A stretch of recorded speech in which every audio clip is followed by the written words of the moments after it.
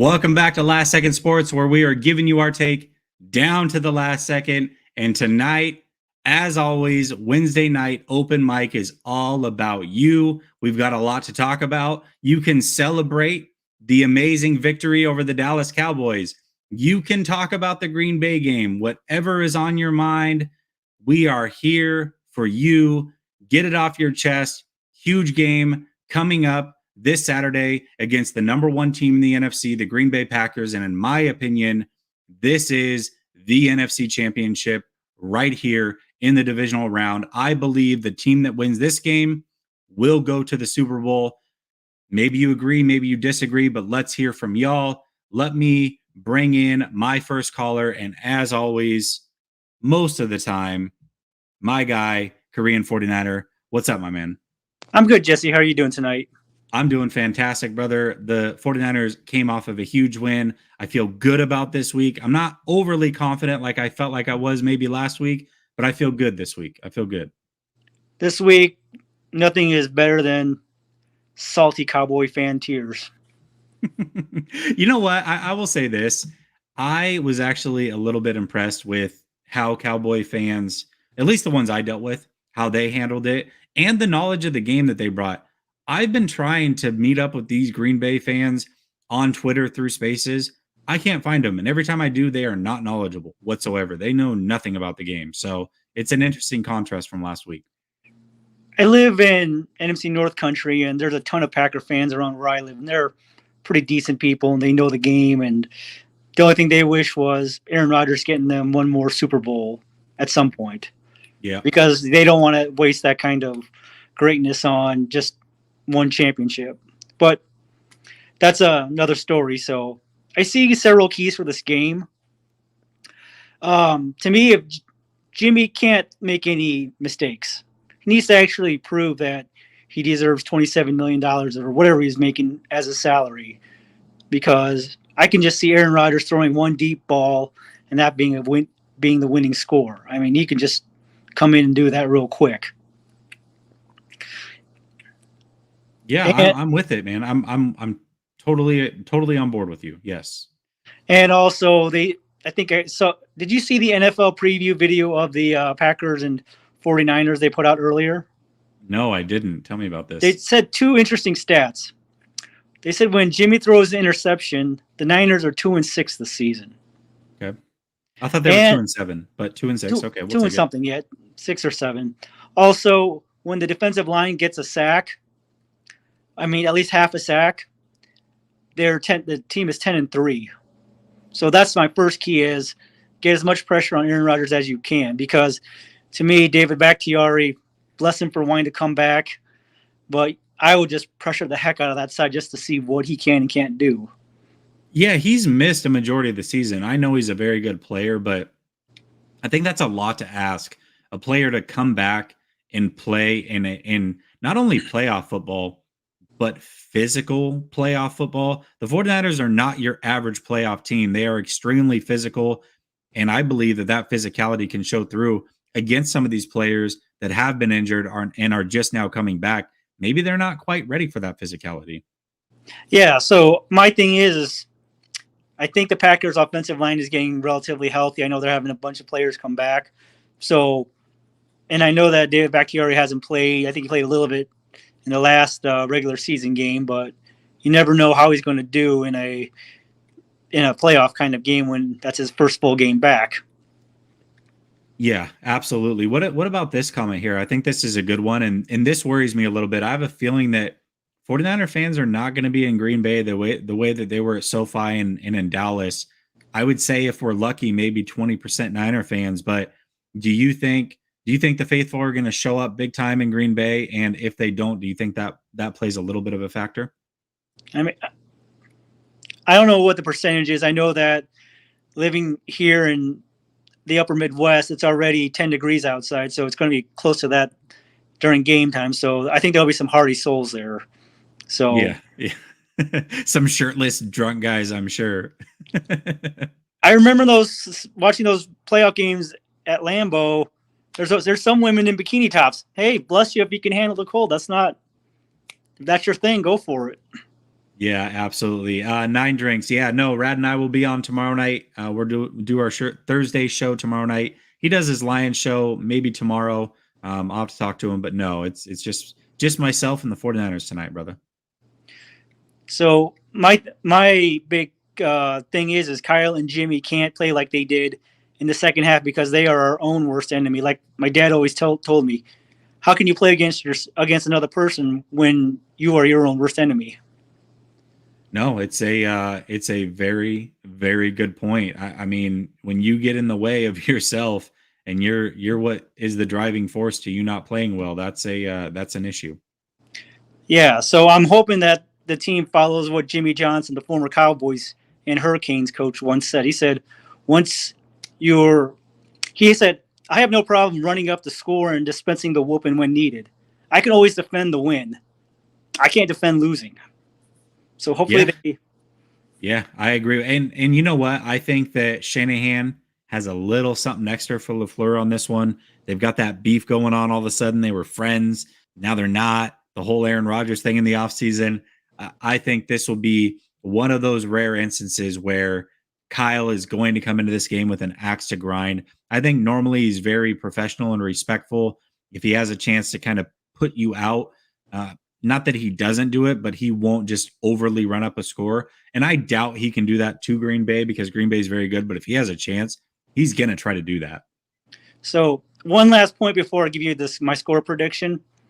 So Green Bay is a real small town. It's not the biggest city. It's got like a little over 105,000 people or somewhere in that ballpark. So when you drive, depending on how you drive in, the first sight you see is the outside of Lambeau Field with the green and gold white G on the outside. It's kind of like going into Ann Arbor when you see the Michigan Stadium. If you can't see that, you're in the wrong place. Yeah, I gotcha. That's kind of cool. That's a cool little tidbit. Yeah. So I'm thinking it's going to be, they said the Packers are a 6-point favorite, give or take. So I'm thinking if I'm the 49ers, I need to at least get 28 points just to be able to keep up. So I'm thinking 31-28 San Francisco. Okay, that's a great score prediction. I'm going 24-23 San Francisco. I think this is really a coin toss. I could see it really going either way. I think it comes down to the turnovers. Green Bay doesn't turn the ball over 9 times this game. They had 0 turnovers. Jimmy G, in contrast, does turn the ball over. So that's definitely a concern of mine. But I think that 49ers can overcome 1 turnover. It's just the multiple turnovers that I worry about. So we'll see how it plays out. Yep. All right. Thank you, Jesse. All right, brother. You have a good one. You too. All right. Jeff says, why are you so confident that I'm not? I mean, I'm not. Last week, if you heard me, I said my confidence meter was 8 out of 10. I was very confident that the 49ers would beat Dallas. That game didn't worry me at all. This game worries me. So I do think they're going to win, but I'm not overly confident about it. That's definitely not the case. Mr. Miller, I'm coming to you, brother. What's up, my guy? There's a little post that just happened with you and Grant Cohn. Okay. There's a racist issue with Jimmy G. You know which post I'm talking about. Yeah, that one guy that posted that was ridiculous. I see that in our group a lot. I think it's a race issue with our quarterbacks on the team. I don't want to talk more about it, but I just wanted to say something about that. Well, let me address it real quick. Because I want to be clear. I think calling somebody racist, especially when they're not, is like one of the worst things that you can do other than actually being racist. I think, being a racist, being an abusive person in a relationship towards females and being a pedophile, like that's the scum of the earth, in my opinion. So I definitely don't want to go there fully, but I will say that there is definitely an underlying race tone from certain people when they talk about Trey Lance and they compare him to Kaepernick or compare him to other like Lamar Jackson. It's like, you're not doing your research. He does not play like those guys at all. And the fact that you say that he does solely based off the color of his skin, that's when I know that there's a race thing going on. But anyways. Yeah, I see it in my group all the time. So other than that, basically I think the score is going to be very low. We could have 10 inches of snow on the ground they're playing in. You never know. At 10 degrees, ain't nobody going to be throwing the ball too much in that. I'm thinking the scores could probably be 13-18, something like that, with the Niners coming out. Yeah, that is low scoring. Be a low score. Yeah, I just don't see it being much more than that. You know, snow and 10 degrees. I mean, imagine you. Would you go out and play backyard football on that? No, not going to happen. So I just don't see, you know, them kicking the field goals, or I see a lot of, you know, going for 2-point conversions and failing and stuff like that, you know, type game. You know, Robbie Gold, they might as well keep him at home. You think so? You think points are going to be really tough to come by? It's going to be tough to come by. I mean, okay. You know, I mean, snow and 10 degrees. I mean, it's hard to move. I mean, could you imagine running in 6-8 inches of snow? You can't do it. You know. Yeah. I don't know what the forecast says. Is it supposed to snow? I'm not sure. I feel like it was, and then it wasn't. Oh, okay. Geez. I thought it was supposed to snow up there. I mean, I know they're calling for about 12 inches of snow here. So, you know, if it's going to snow here, it's definitely going to get it up there. So, yeah. But, you know, I just don't see it. I think it's going to be, if you got snow and you got that cold, I think it's going to be a defensive/offensive line game. It's going to be the defensive line versus the offensive line, you know, type game. I don't see the wide receivers having a good time. I don't see, you know, the defensive backs having a good time. I don't see any of it. It's going to be, you know, that front seven versus their front seven type or front, you know. That's all I can see. I mean, I just don't see it much more than that. But I do want to give a shout out to Avery Thomas. You know, what has he really given up in the last 2 weeks? Not much. Not much at all. And has he played top wide receivers in the last 2 weeks? Yes. He's played some good guys. Yeah. Top dogs in the league. So, you know, that's a plus. I thought he was going to be a bust. And I mean, I had him labeled as a bust coming through camp. But now it's like, is he one of the best corners in the league? The way he's played the last 2 weeks. I think he's given up, 4 pass plays for 40-some yards in the last 2 weeks. Yeah, it hasn't been a lot. It really hasn't. They haven't even tried to test him, really, which is kind of crazy. Well, he's got the people locked down. That's why. You know, if you don't get tested, you're doing your job over there. Yeah, no, when we don't hear your name as a corner, that's a good thing. Yeah, if you don't hear your name and you're a corner, you're doing a hell of a job. So yeah, you know, absolutely.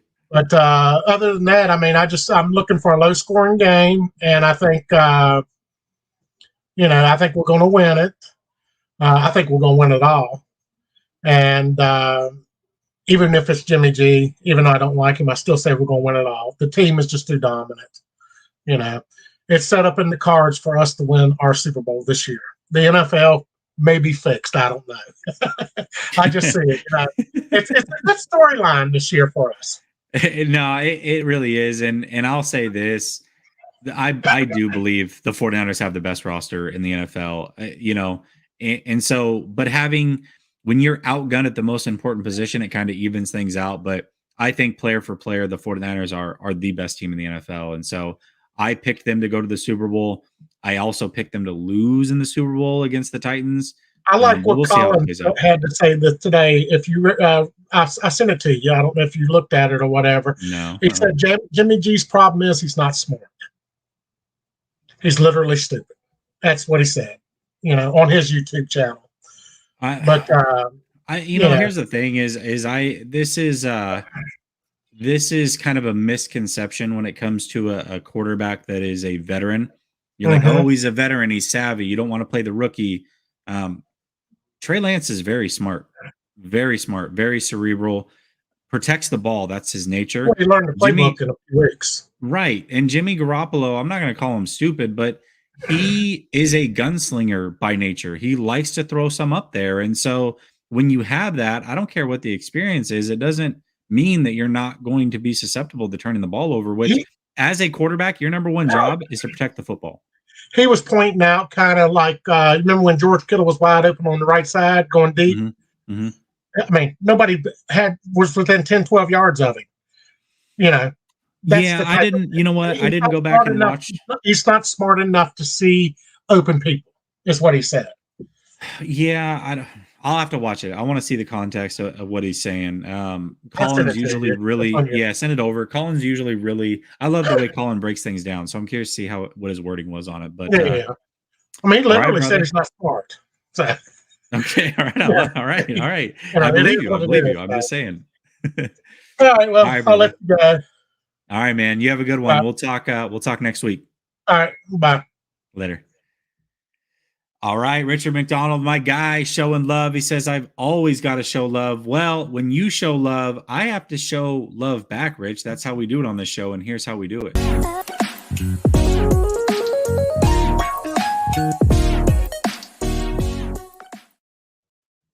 All right, Lee, I'm coming to you, brother. Quest for 6. What's up?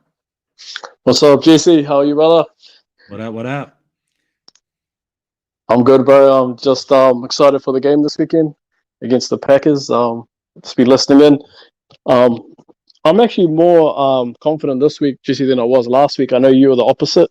You're more confident against Cowboys, probably because of the matchups, and they also have a very young, but a talented team, the Cowboys, but very young. Okay, Lee, hold on. I don't know if you saw, but I just sat up in my chair. I got to know why so confident. Well, why I'm so confident is because the real threat to me to winning this game is Aaron Rodgers, right? Yes, of course. And what's our biggest strength, Jesse? Our pass rush. Yep. And that's why I'm confident. I didn't know that the left tackle wasn't coming back, and that's a huge upgrade, even though he probably isn't match fit and it might take him a few weeks to get in the groove. Bakhtiari. That's obviously got to be better than what they had, because they didn't have a lot of talent on that offensive line. They had a lot of plug-in guys that have come in and have done a good job with their injuries, right? But why I'm confident is because we bet this team. Look at the start of the season when we played the Packers, right? We were nowhere near our best, and we pushed them right down to the limit, and we nearly won that game. We probably should have won that game if we could just execute a bit better on defense. Aaron Rodgers does what he can do, and that's win the game if you give him enough chances, just like a Tom Brady. But if we get that pass rush going, like our pass rush has been really good the last 2 weeks, and why I'm more confident now is you can see the team and the chemistry now is completely different to how it was at the middle of the year when we started losing games and when we started falling off. Like when we beat the Rams last 2 weeks ago, right? You could see that momentum we have. And the thing about playoffs football, winning championships, it's about being hot and clicking at the right time. If we don't have any real injuries to key players, they're all going to be out there, the guys that we really need. And I think it's just timing. Like it's working out good for us this year. You know what I mean? Yeah, I mean, I always say sometimes it's better to be lucky than good, but right now the 49ers have both. They're very lucky on the injury side, but they're also very, very good. And I think it plays a factor for sure. Yeah, and to me, that's a big thing coming into the playoffs because, like I said, it's about being hot at the right time. It's about clicking. Some of these teams were good at the start of the year. They got good records. They got into the playoffs, but they haven't been as good in the second half of the year. And that's where we've been excelling is the second half of the year. We flipped it all around, and now we're charging into the playoffs. Teams don't want to face us.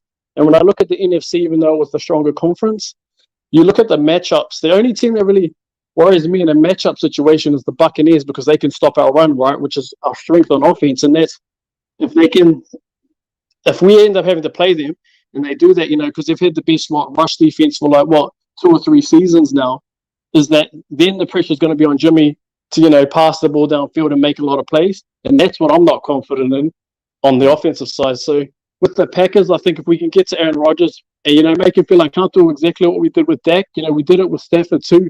I think, look how many times we got sacks. It was 5-0 last week. And also the pressures, I think quarterback hits were 14-4 in our favor last week. And we hit Stafford 13 times the week before. Yeah, absolutely. The one thing that worries me about Aaron Rodgers, though, I'm gonna play devil's advocate. So obviously the pass rush is very, very good. You remember that first time, and I know the defensive line is in a much better spot. I fully know that.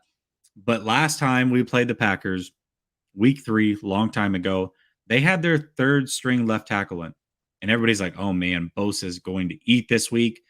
They had 1 sack because Aaron Rodgers can dissect and diagnose a defense faster than anybody outside of Tom Brady. And he just got the ball out so quick, it was a non-factor. I think that that's a possibility this week as well. Another thing, though, just before I go, Jesse, is look at our corners now. We don't have Josh Norman. We don't need Dante Johnson out there. Sure. You've got Ambry Thomas excelling, the young guy, and you've also got Mosley who we've got back just in time for the playoffs, and that's going to be crucial too, is that secondary. Now you got the 2 veteran safeties and the pass rush. That's the difference. Like, yeah, I'm just feeling real confident this week. I think, Kyle knows LaFleur too. And if you remember in 2019 when we played them that time, and we absolutely gave Aaron Rodgers like a nightmare, right? That was his worst game of his career nearly. Yeah, you are right about that, Lee. Lee, Yep. Everything you're saying is spot on, and you're right. I mean, I know that the pass rush helps out the secondary, no doubt about it. But last time they had the pass rush, they didn't have the secondary, and now they've got both. So yeah, that's a very good point. Very good counterpoint. Yeah, well, it all goes hand in hand. The pass rush helps out the secondary, and the secondary also helps out the pass rush, and it gives a little bit more time. If you can lock down those receivers, it's going to be a great game. However it goes, they do have the advantage of playing at home. Not sure what the conditions are going to be like, but yeah, I can't wait. Jesse, thank you for the platform. Thanks for everything you do and all the hard work you put in during the season, and shout out to everyone listening in tonight. Thank you, Lee. I appreciate you, brother. We'll talk soon, okay? No worries. Thanks. Later. I love Lee. Shay, my guy, Shay. You know what? I gave you a lot of crap. I said you don't ever watch the shows live, and it hurt my feelings, Shay, but you came through tonight. Can you show us some UFC moves? No, first of all, too old to be fighting. But not afraid to defend myself. So Shay, if you come at me crazy in person, I'll show you some UFC moves. All right, brother. All right, hold on a second. Let me give you some love over here real quick. Then we got one more, and we'll get to the rest of the callers. Hold up. Here we go.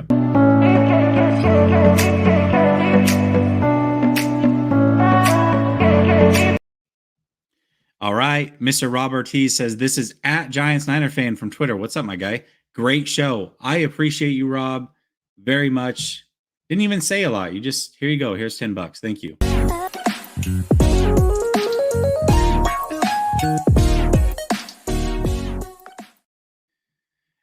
At least I got a laugh out of you. All right. So here's the order, just to be respectful for everybody in the back. We're going to go Viet, Jeremy. I see you, George. I see you. Jeremy, that Niner guy, George, and then Ray. So stick around, fellas. We'll get through them as quickly as possible. We got the timer going up, so we'll get to you. All right, Viet, what's up, man? Hey, what's up, brother? How you doing? I'm doing fantastic, man. The 49ers are one game away from an NFC championship. Who would have thought it at 2-4 and 3-5? I'm excited, man. I'm very excited. Man, I like this season because it's kind of a stress-free season. We're not expecting to do much. Right. So, I mean, I kind of had good confidence that we were going to win that game. I mean, It wasn't 100% guaranteed, but, I felt the momentum. The way that game ended, though, just sucked all the freaking confidence out of me. I'm like, man, when Deebo ran that in, I'm like, oh, man, we're going to the Super Bowl. I don't care if it's Green Bay. I don't care who is there. We're going to run over everybody. And then Jimmy throws the interception. And the whole team looked like it fell apart. Like, Kittle got lucky on that interception that that incomplete pass that he caught and he fumbled. I'm like, bro. Yeah. I mean, I know that he knew that it was incomplete as he was just trying to do stuff. But the look on his face after he messed up was like, yeah, bro, you fucked. Or sorry, you messed up. Good, you're good. You're good. Hold on a second. I have to give love to this comment.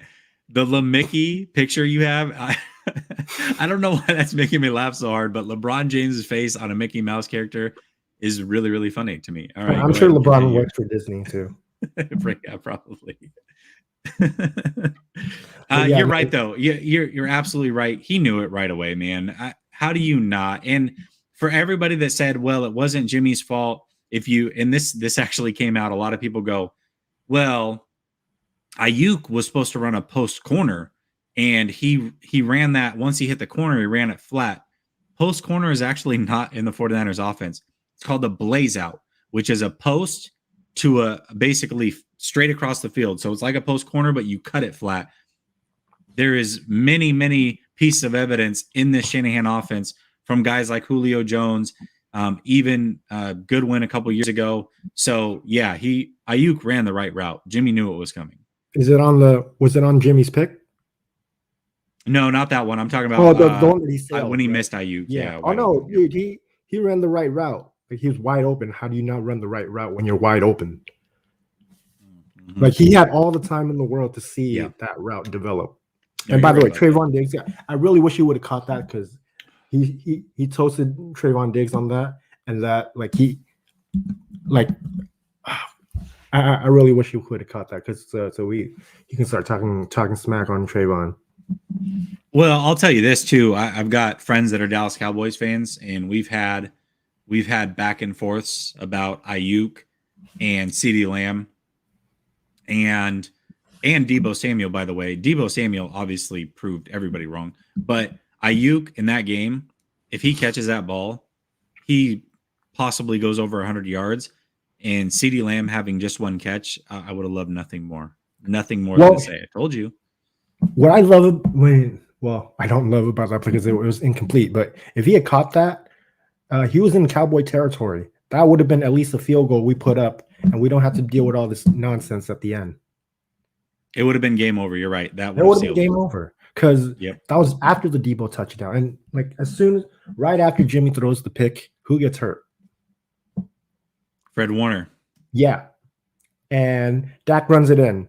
And they showed that shot of Fred Warner, like, I could have been there, man. Right? I would have been there to stop. I mean, I don't know if he would, but yeah, Juan, you got to watch it again. I promise you, whether he was slowing down or not it wouldn't play a part in that, because the route is a post, and then you're supposed to come straight across. Like, let's say you're on the 50-yard line. When you run the post, you come straight, right? You would stay along the 50-yard line and cut to the sideline. So even if he's running slower going towards the sideline, that ball was so overthrown that it wouldn't have mattered. The speed in which he ran the route was really irrelevant there. The route was the right route. It was just overthrown. So I hear you. I appreciate it. But that wasn't the case there. I promise you. Yeah. Okay. So for me, I guess for this game, I mean, for the rest of the playoffs, I'm just trying to not have like the kind of expectation where it's just going to ruin your day. To think about if we win this game, like the deeper we get into the playoffs and the closer to the Super Bowl, my expectation would just get lower and lower and lower, because I see Deebo out there balling, and I think we can do anything, and we really can. But it's like walking through a minefield with Jimmy. Like any given moment, he could really ruin it. Like everything can just fall apart. So if I have any expectations, I know Jimmy's gonna burn us. Okay, do you agree with me that as long as they can have one turnover or less, they can win this game? I think we can win with 2 turnovers. Here's the thing with Jimmy for me. I think he needs to throw more in order to throw well. Because like he's got the jitters, and then once he starts throwing and get his picks out early. Like if you want, he's like a volume shooter. Is that what you're saying? Yeah, really. He's literally a volume shooter. He has to shoot a lot more, and then eventually he'll get hot. But you just gotta let him throw, because I feel like Jimmy is like the embodiment of Kyle Shanahan's psyche. Like he gets real conservative, doesn't let Jimmy throw, and then we're doing well. And then as soon as Jimmy throws a pick, his play calling becomes conservative after that and just ruins the whole mood. And like the tension just starts to pick up. So I feel like, I mean, I don't even know if I'm kidding on this, but design a goddamn play where he just throws a pick early in the game, and then there you go, Jimmy. There's your pick. Now we're gonna play. Get him in the arm punt, right? Like that. If it's third down and long, just let him huck it up there and get it out of the way, right? Do the old arm punt, Tom Brady style. Yeah. There's your pick. Okay, now Jimmy, just keep throwing. I don't care how many interceptions you throw, as long as you throw touchdowns to make that up. And then I really feel like if we win this game, it's got to be a last minute, second Jimmy G drive, like the Rams game. It's got to be that kind of tension. I think if we go up early, like we did with the Cowboys, and he starts unfolding, it's going to all unravel. It's got to be come from behind victory. Well, that's my prediction. 24-23, last second field goal by Robbie Gould. That's how I have it playing out. So we'll see how it goes. Yeah. So, all right, brother. I'm down with that. Thank you, man. Appreciate it. All right, man. Have a good one. We'll talk next week. You too. Later. All right. I've got Jeremy, then that Niner guy, then George, then Ray, then Rodney. Okay. Mike H. Do you see more Allen or Mahomes and Trey Lance? It's really, I've said this so many times, it's so hard for me to get a comp on Trey Lance, and that's why I liked him so much. It's the same reason that I liked Josh Allen so much. It's the same reason that I liked Herbert so much coming out of college. I just can't get a proper read on him. If I were to give you a comp, it wouldn't be either one of these guys. I think he's a mix, hear me out, between Tannehill and Aaron McNair. But there is still something missing even with those guys. I think he has a Warren Moon / Steve Young type of smarts to him. I really think, when I think of some of the smartest quarterbacks of all time, those are the two guys that come up to me. And I really think he has that mentally. I think he has a mental game that is going to force him. We can talk about the physical abilities, and he has those, but he has a mental capacity, I believe, that really makes him special. Even more special than what the physical tools are that he brings to the table. So that's what I would say. I think he's got the size and kind of athletic ability of a Tannehill, but he's got the arm strength in the thickness of an Aaron McNair with that Warren Moon / Steve Young smarts. So hopefully that somewhat answers your question. I know it wasn't directly, but that's what I'm coming up with for you. All right. Let me show you some love for that real quick. Hold up. Computer's freaking out on me. All right, here you go.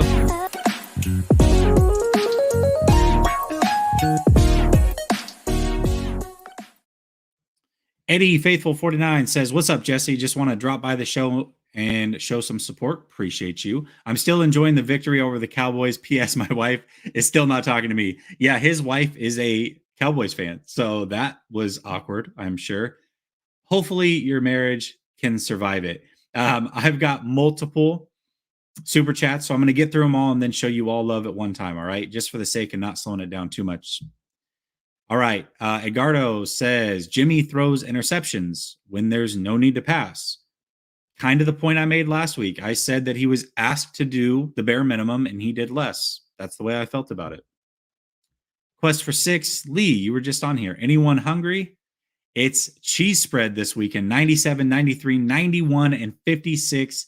Let's eat. Hey, I would love nothing more than to see that happen. And I think this defensive line is playing really good football right now. Eric Armstead, in particular, is absolutely killing it.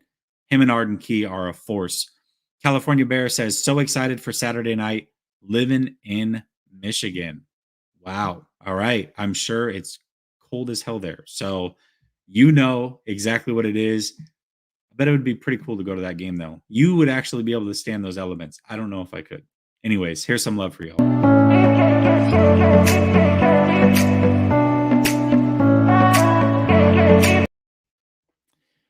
All right, let me get to it. Jeremy, then that Niner guy, then George, Ray, and Rodney. Here we go. What's up, Jeremy? Oh, yeah. Oh, yeah. Hold on, before you get going. Hold on, let me stop you before you get going, because I know you're going to get going here in a second. Make sure that if you're just now watching, this is the first time. If it's not the first time, if you have not subscribed, hit that subscribe. Hit the bell notification so you never miss an episode.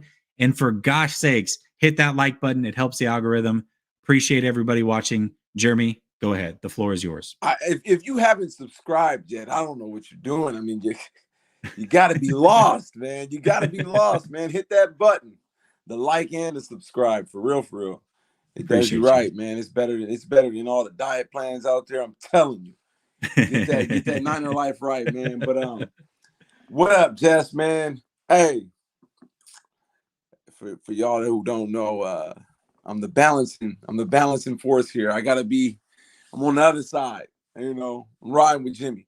I'm not anti, although today definitely confirmed my theory behind the whole motive. I know not yours. I know you're truly behind getting him out of there. But today Grant was like, no, no, I'm building even more leverage. And if you want me to shut up, or if you want, you got to pay for that. Nothing comes cheap, And I totally understand that. And it just, I think you guys so much, just so charismatic, so charming, so influential. I'm telling you, man, people don't understand when I say you carried this fan base. You know what I mean? Literally picked this fan base up and carried it on your back through the whole entire offseason, through the earlier stages of the season. It's been a blessing, man. So like we were saying, if you ain't subscribed yet, man, get on it, man. Last Second Sports, this is the real deal. You got a platform here, Jesse is that guy. But I appreciate you, brother. You said bare minimum. Now I got that. Bro. I gotta talk facts. You want to talk stats? I don't care about stats because stats lie. Like Draymond Green, his stats say he's nothing, but we all know who Draymond Green is, right? I agree with you. Jimmy, no matter how you slice it, and yes, Aaron Rodgers is coming home next year. Of course, I'm all aboard that train. But we're talking about right now, Justin, good and damn well, Trey Lance is not coming in the game. Oh, I do. Yes. Let me be clear about that. I definitely know that's not the case. Yes. Go ahead. Right. And so if Trey Lance is not coming in the game, and we know 9 times out of 10, Jimmy's gone. Right. I understand why you do it. This is called content, right? Like Jesse's like, hey, check this out, man. I gotta do my job. But for you guys who were, and shout out Michael Miller, he didn't do too much hating. That was beautiful, man. You said your piece again. Rest in peace. And sorry, my condolences. I don't get it. We saw what he did. We saw him in week 3 versus Aaron Rodgers. Yes, I hear your argument. He puts us in bad situations. He does. But it's not where you're at, it's where you're going. And last time I checked, he always shows up in that final moment when you really, really need him. No matter what he did in the beginning, when needed, he got us in the playoffs. He gave us a chance to win with 37 seconds left against the person we're playing this weekend. Right? I don't know, man. I'm not saying I'm not saying he's Aaron Rodgers. I'm not saying he's great, but I think people are disrespecting this man. It just sucks to be Jimmy right now. You take your team. I don't think it sucks to be Jimmy. You can give me that $28 million. You can talk all the crap about me you want. It doesn't suck to be Jimmy. Well, when you put it and that he's way, good looking. That's never sucks either. I mean, Jess, when you put it that way, of course. But I mean, where would you put him? I put Jimmy 12 right now. For me, quarterbacks in the league, I put him at 12. Not even close. I have him at 17. Ooh. You taking Matt Ryan over Jimmy? No, I'm not taking Matt Ryan over Jimmy. It's hard for me to go through the list right now, but I will tell you this. When I came out and said he was at 17, people got on me. Oh, you're a hater. Da, da, da. And then what did I do? I go to ESPN and I go to NFL.com. They had him ranked 18th and 20th. So I'm like, wait a minute. So if I'm a hater, then you've got to think these guys are haters. And I'm just going off of eye test. I didn't even use a stat to say it. I was just simply saying, hey, based off of what I'm seeing from him and from some of these other guys, I'm going to put him at 17. I think every year, depending on who's in the league and how well he's playing, he falls anywhere from that 17 to 22 range. I think he's closer to 17 than 22 this year, and that's where I'd put him. And you're really not confident going into this game.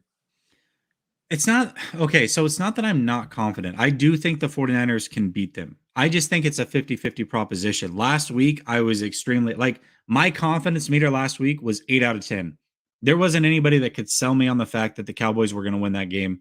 I knew they weren't the better team. going into this game, knowing that the 49ers only have 6 days, knowing that they're coming into their third road game, lots of emotion in back-to-back games. The fans are not going to be able to travel the way that they did in the last couple games, so they're not going to have that emotional high. And Green Bay just flat out is a better team than both the Rams and the Cowboys, in my opinion. I just think that I could see the buck stopping here. If it doesn't, the 49ers are going to the Super Bowl, but I could see it ending here. I'm really 50-50 on it. I am. Jimmy wins the Super Bowl this year. We getting Aaron Rodgers next year? No, it's Trey Lance time. There's no way. I won't say there's no way. I won't say there's no way. There's still a way where Aaron Rodgers could end up here. I just don't see it happening. No point, right? That's what you're saying. You're saying no point. He's close to 40 not. years old. Right. You know, pushing. And I mean, he's not like Tom Brady. Tom Brady is all, he never ran. And Never. Aaron Rodgers, And not only that, but Tom Brady always took care of his body, man.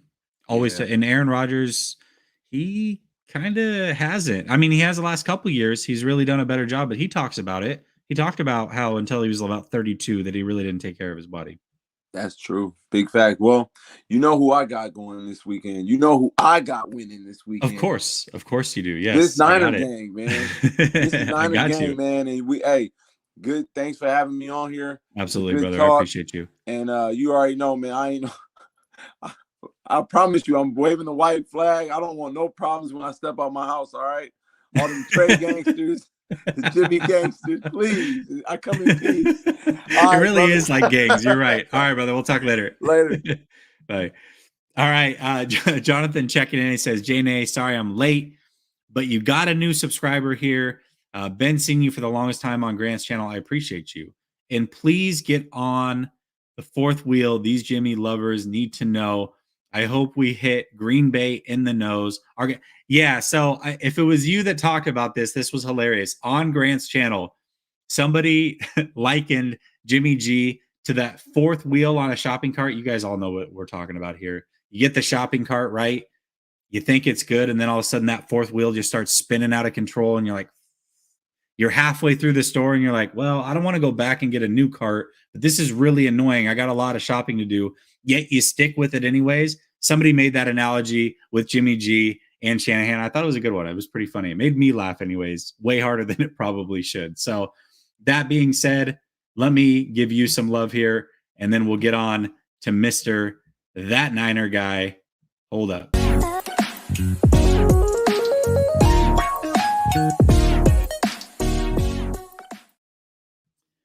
All right, That Niner Guy, what's up? Jesse, how we doing, my man? Doing good, man. How are you? I can hear it in your voice, man. You are on cloud 9 right now. Tell me I'm wrong. Dude, I've been cracking up from watching you and Grant and all the callers and stuff. Can we stop with the Aaron Rodgers is coming to the Niners? Hey. Hold on. Can I just say something really quick?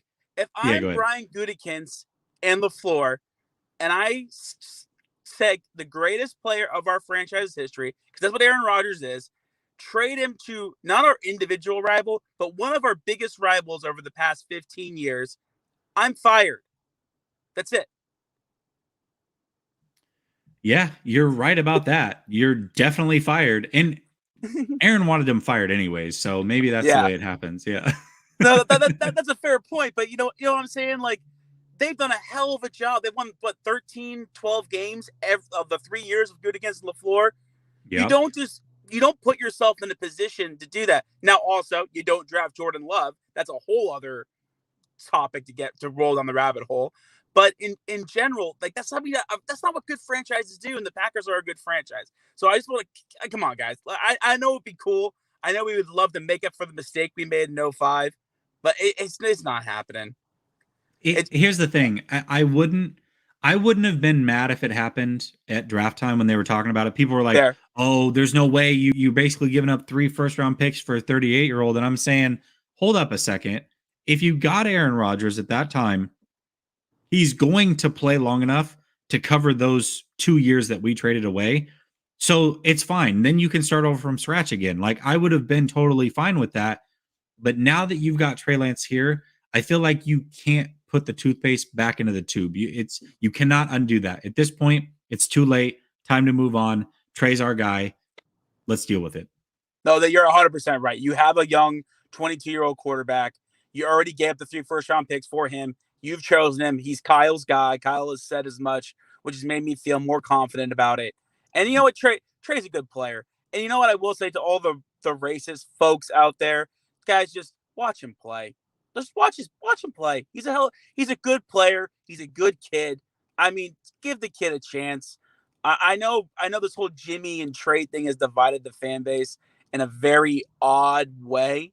In a bad way. It really let's be real about it. It's very toxic. It's very toxic. And I'm not gonna lie, I'll definitely ignite the fire from time to time on Twitter.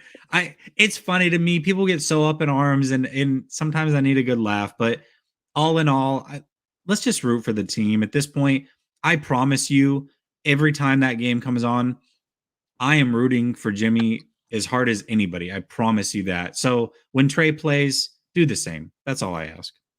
No, that's the way I am, although I am grinning, waiting for Jimmy to make the mistake. And now we get to my 2 things I wanted to bring up. And it's the cautious optimism that you have, right? Because if you play the game of match each position groups against each other, right? When you do it with the Cowboys and the 49ers, you felt good. Like in general, the Niners had a numbers advantage over the Cowboys in a lot of the positions, offensive line, defensive line. That showed to be true. Linebacker, Micah Parsons didn't do a whole hell of a lot. Warner and Alshire and Greenlaw, they were clutch when they played. You know, the secondary has continued to play well. This game, though, it's a hell of a lot more of a toss-up. Like, both secondaries are playing good. Their linebacking core, Campbell was on a 1-year deal, was an All-Pro. I mean, that is something that you just don't see that very often. So, you're congrats right. to him. And then you got Kenny Clark up front. They also are 4 edge rushers deep now with Smith, Preston Smith. I think Preston Smith might be hurt, but I'm not sure. I think he might be coming back. I don't remember. I know that for sure Bakhtiari and Jair Alexander are. I don't know about Preston. Yeah, but they have Merciless rotating in there too with Rashawn Gary, and Gary's a good player. Whitney Merciless got away from Houston just like Charles Onue. He's playing much better. yeah. Weird how that happens, right? Yeah, weird how you leave a circus and you get better all of a sudden. Bizarre. But yeah, so that's the thing is like, guys, even if we win or lose this game, I chimed in with my comment on you and Grant's, and I think you saw. I still think the season is a success because there's a lot of things that are positive moving forward.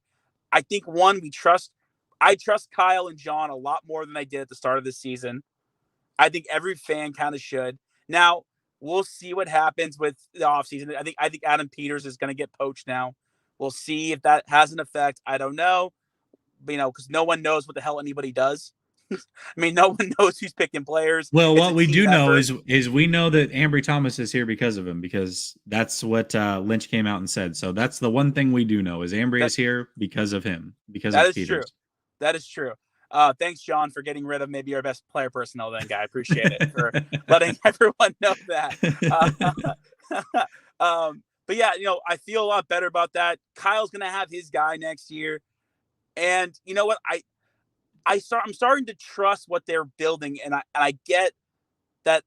I think John felt like this is a Super Bowl team. I still don't think Kyle felt that way. I think Kyle felt it was a very good team, and he's even going back to like the state of the franchise, going back to other stuff. Kyle never said this was a Super Bowl team. Kyle never said that. John did, and that's something I think that's really important to distinguish. Kyle understands that this is a really good football team with a huge question mark at the most important position. Because right now, if you go through like the Cowboys game, for instance, all the stars showed up. Now, I know people are going to say Kittle didn't show up, but dude, you put on his tape and him in the run game, and he is dominating Micah Parsons or 1,000%. Yeah, he's physically kicking people's ass. I can't wait when the season's over, when he has a calf surgery and we find out just how bad that thing is. So I think that's part of the reason what's going on. A lot easier to block, a lot harder to run, cut routes off that. So I think we're going to hear about how banged up Kittle is. And hopefully next year, we get him back to being more of the 1,000-yard George Kittle, which is crazy. He had 900 yards this past season, being 13 games and pretty banged up. But, I mean, these stars are all showed up except for the arsonist, because he let him back in the ball game. And I get it. Like, Jimmy's not the worst quarterback. He's not the best quarterback. He is what he is. As he always says, it is what it is, which is, I think, the hilarious thing about, like, his whole attitude and lifestyle. Yeah. But overall, I think I'm with Kyle on this. I don't think it's the Super Bowl team. I understand if they win this game, we should feel like we should go to the Super Bowl. But I think we're going to get left at the altar this week or next. Okay, so I think if the 49ers win this, they're going to go to the Super Bowl. I really think these are the two best teams in the NFC. I fully believe that. I also look at the reason why I'm not confident. One of the reasons is because the 49ers only have 6 days to prepare for this one. Next week, they're actually going to get an extra day. So that helps them out. They know the Rams, right? So that would be good. I would imagine that immediately. Yeah, well, and we'll see. I mean, Tampa's very banged up now. I'm not fully confident in it, but I think what the 49ers will do is as soon as Saturday ends, assuming they win, they're immediately going to take their personnel and start studying Tampa like crazy and preparing for them, a full 24 hours of preparing for them, and then have an extra day if they play Tampa. And if it's the Rams, well, they already know what to do against the Rams, so not the end of the world there, right? Yeah. No, and I agree. Look, I listen. If they do win this game, they're going to have that extra day, and that can make all the difference for Kyle and for D'Amico and for McDaniel. That's a nice 3 brain trust right there. I hope we keep that together. But here's the one thing I'm going to let you go after this that I don't think anyone's talked about this week. And if the 49ers win, this could have lasting implications throughout the NFC for the next 5 years. And here is why. If the Packers go down, there's a really good chance Davante Adams and Aaron Rodgers are gone. There's a really good chance that Aaron Rodgers will force his way out of Green Bay and Davante Adams will follow. He is a free agent. He will not play under the franchise tag. I think he's basically said as much. And, he had earlier in this offseason, they tried to get a long-term extension done, and he just nixed it. Said, no, we got to figure out what's going on with Aaron. So that's something that I think is really important to think about. The Packers may come to this game with a little bit more desperation as a team. I think LaFleur can come in with a little bit more desperation, and they can make mistakes. Or they can come off firing BBs. I'm not sure which one yet. We'll have to wait and see. But it's a factor in this game, I think, in Green Bay land that maybe Niner fans haven't considered, that there are other things going on in Green Bay that could seep into that locker room and make this team kind of implode. I mean, they came here and they absolutely imploded 2 years ago. Not the same team. 100% agree with that. But it's something to think about that might be in the back of all the players' minds. I agree. I think that's a great point. You remember before the season, they posted the whole Last Dance thing. So, yeah, that is a factor. That's a very good point. Yep. All right. Well, hey, Jesse, I know you have more callers. I'll let you go. Hey, guys, right, go Niners. Hey, look on the bright side, guys. Win or loss, the future is looking good here. I think overall, this is a good football team built the right way. And I'm trusting John now. I never really trusted John Lynch before. I'm starting to see some of this stuff start to work out. So, let's keep the faith rolling. Whoever the quarterback is, whoever the corner is, whoever the punter and long snapper are, right? Absolutely. All right, brother. You have a good one. Thanks for tapping in. Take care, man. Later. All right, Viet calls in, then he donates. This is for the man working overtime. Thanks, Jesse. Question: would more snow help the 49ers? Bad weather could affect Rodgers. Yeah, I actually do. I think the 49ers are the better bad element team. The way they run the ball, the way they get after the quarterback, I'm with it. I'm totally with it. I do not fear bad weather. I think the 49ers travel very, very well in all elements. I do. Hold on. There was one more. James says, props to Jesse. Man works hard. Thank you very much. Yes, it's very late here on the East Coast. I always do this show very late. It's the only time I can get. Makes sense. Kids are in bed.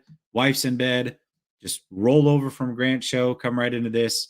Makes a ton of sense to do it this way. But I appreciate both of you for showing love. And for that, here you go.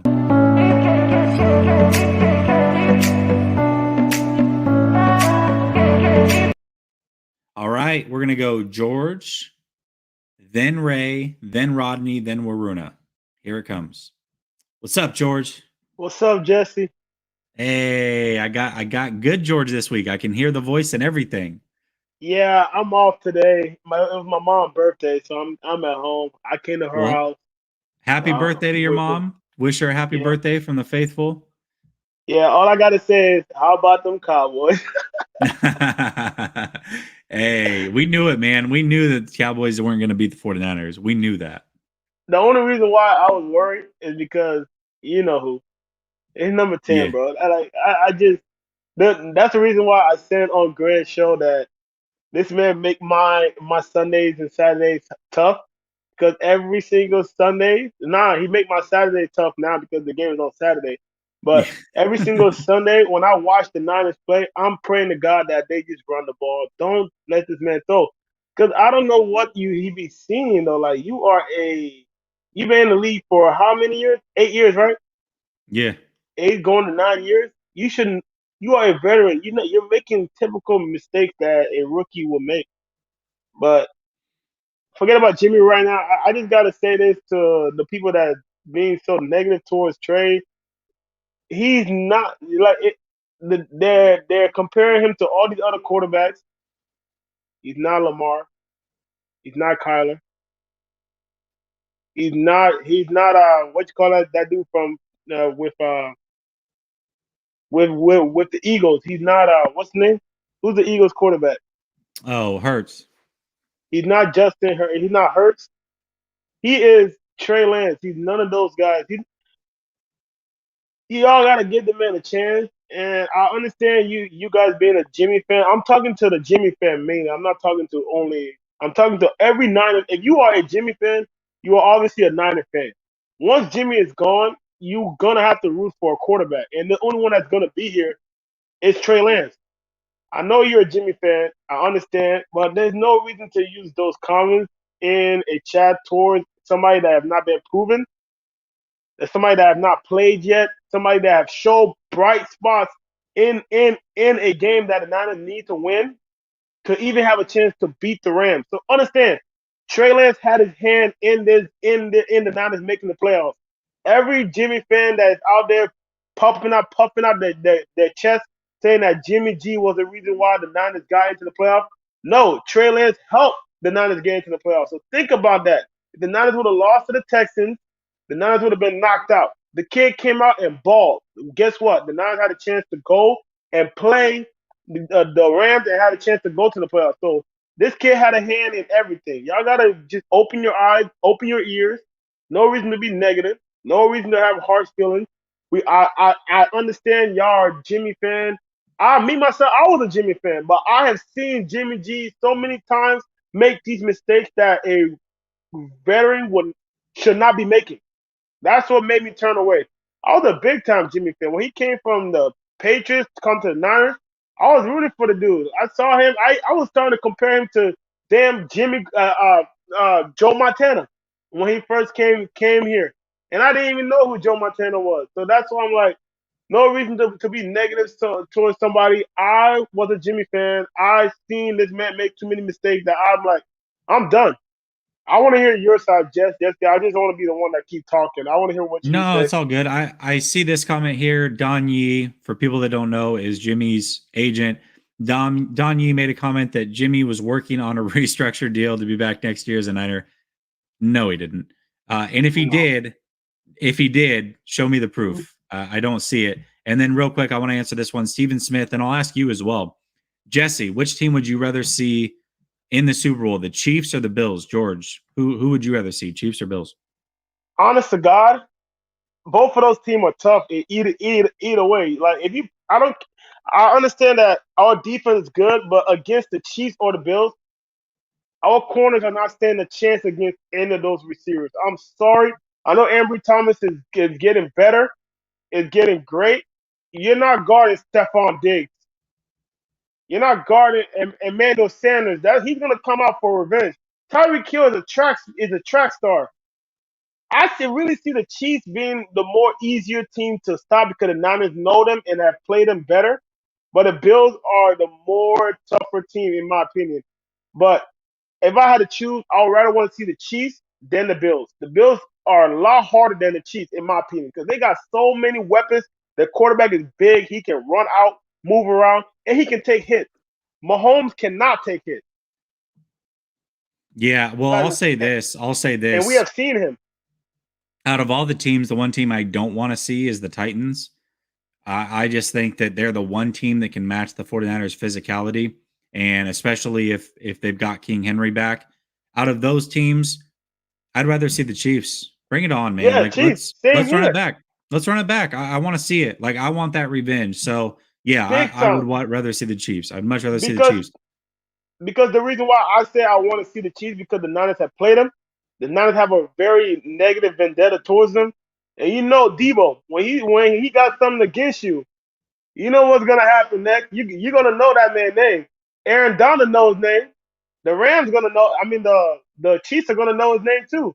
That's what I'm saying. Like out of those three teams, honest to God, I would like to see the Titans, in my opinion. Because I really think our defense are able. I mean, the Titans are a one-dimensional team. The Chiefs are multiple. Yeah, but you got to remember, dual threat.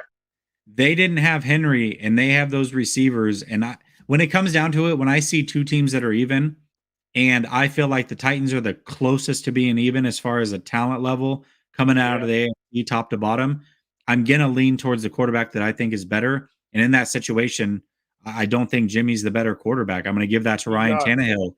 And the other ones are, I get their quarterbacks are way better, but I don't think their team can handle to the 49ers. So I really think the Bills can, though. That's why I don't want to see the Bills. The Bills give me that feeling that they're the team that can hang with the Niners and can dominate the Niners, even embarrass them in the Super Bowl. I think the Bills' defense will give a lot of problems to Jimmy G.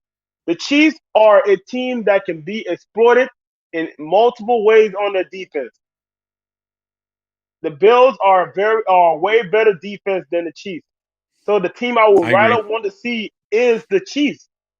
I agree. 100%. Their defense is more softer than the Bills, and the Bills are a lot harder defense to play. We already saw this last year when we got stomped by the Bills. I agree. We already saw Josh Allen coming up party. George, give me your prediction before you get out of here. I got to get on the next call, brother. All right. If I had a guess, honestly, God, I want to pick the Niners, but Aaron Rodgers. I'm sorry, but I know the Niners have owned his number. We have two going streaks: the Rams streak and the Packers streak. One of these streaks will have to fall. They can't stand for a long time. I really think the Packers streak will fall this week. Okay. I'm not the only. Like Bosa in concussion protocol. Bosa's playing. He should play. They should be playing. Bosa today was seen carrying his helmet. Warner actually practiced even yesterday, I believe. So they're good. They should be fine. But you got to understand the Warner ankle. Bosa, he may bounce back, but Warner.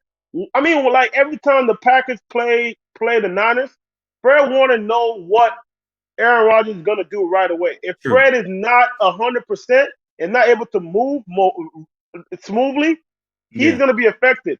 Fred Warner, everybody thinking like Fred Warner can be replaced. No, he cannot. He knows Rodgers so well. I don't know how, but the man has not even been in the league that much. But the man knows what Rodgers' tendencies is right away. I agree. So if Fred is not 100%, if I had to choose the score, I actually got the Packers beating us 27-20. We lose by 7 because too many mistakes on offense. If Jimmy G plays, I see us losing, but I don't think that the kid is gonna play because I don't think Kyle is gonna put him in. He's not. I don't see it happening either. They don't want to ruin him they don't want to ruin him on a big stage. He's fresh. He's never been in that stage before. They don't want to ruin him yet. So I don't see the only way I see Trey playing if Jimmy G go out with a bum ankle and his whole body's hurt or something. If Trey come in, I do see us kind of making a run at it, but I do see us still losing. The Packers are a better team than us. I'm sorry, a lot of Niner fans saying that this game we are the favorite to win this game, but I don't think we should be the favorite. No. We shouldn't be the favorite. We shouldn't be the favorite. They are George, I gotta get to the next team. one, brother. I gotta get to the next one. I'll see you next week, brother. Take care, man. All right, man. Later. Go Niners. Yes, sir.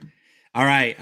George Bailey, different George, says, thankfully, Jimmy isn't $40 million a year. Yes, that's true. And that's something to consider, right? You look at Mahomes next year, that contract's going way up. I think this is the last true year for a while that the Chiefs will be legit competitors, unless he keeps pushing that contract off and restructuring like he did this year. So we'll see. Let me show you some love. And then Rodney, I appreciate you. Been very patient. I'm going to come to you next. Then Ray, then Waruna, then Edgardo. Let me get through it all.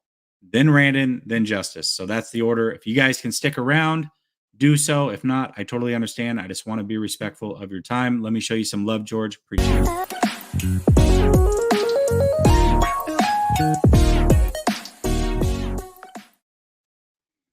All right, Rodney, I'm going to ask you the same question that I just asked George. You don't have to start with it, but I'm going to ask you your prediction. George is the only one that's actually picked the Packers that's come on. So we'll see if you're the same, different, what have you. What's going on, man? Hey, Jesse, how you feeling, brother? I'm feeling good, man. How are you? Wonderful, all is well. My bold prediction is the Niners will win this one 21-17. The reason why I say that is, when you look at how the 49ers offense is built, anybody can run the ball in that offense. So time and clock management is very important. Time of possession is very important. Someone spoke about Garoppolo and his turnovers and the things that he does during certain times of the ball game. That has to be minimized. We had 9 penalties last week against Dallas. Of course, they had 14. But although our penalties didn't cost us the game, it was almost 3 blunders that could have cost us the game. We can't be so conservative, Jesse. We got to put the nail in the coffin, and we got to close the deal on this one. And so when you go up to Green Bay, everybody's talking about the weather. Folk are acting like we don't have folks who ever played in weather, extreme weather, that condition. You look at Kittle played at Iowa. Of course, he played in some extreme temperatures. You look at Ayuk, who played in Reno before he got to Arizona State. You look at even Jimmy G. He's a Chicago guy. So there's a plethora of folks on our team that have played in that kind of conditions and that kind of weather. So I don't think that's going to be a serious factor. It's all psychological. At that point, I think once the whistle was blown for the kickoff, all that goes out the window. I mean, you have 53 human beings on the other side, which is the Green Bay Packers, who are playing in the same weather conditions. So, I mean, hey, let's strap them up. Let's put those helmets on, those cleats on, and let's make it happen, baby. Yeah, hey, I love the energy. I love that you came in and said that the 49ers get the win. So you said don't be conservative.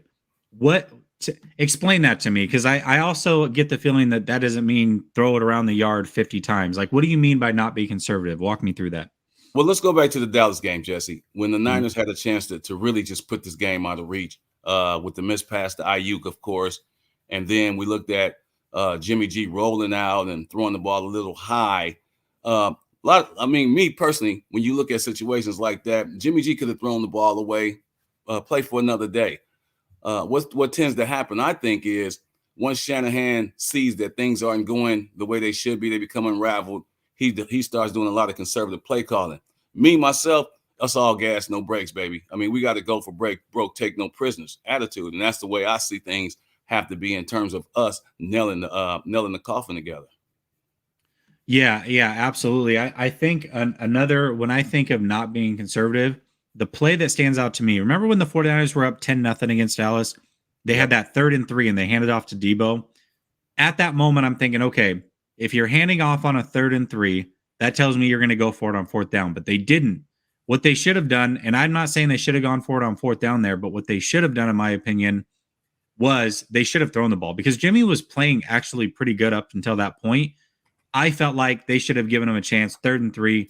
Jimmy does convert on 3rd down and shorts pretty often. I thought that was a time to throw. And then the fact that they took the field goal almost came back to bite him, because Dallas came down immediately, scored a quick touchdown. And then there was another drive, not that final offensive drive, but the one before that, where it was like a 4th and 1 came up and they punted. I said, the Niners need to go for it here. Do not give Dallas any chance. You have to go for it and just take the game. So I agree with you.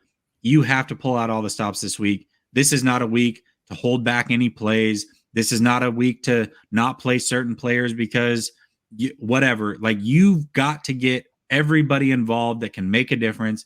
You've got to be very aggressive and keep your foot on that gas pedal. I'm 100% with you. I think that's a great point by you.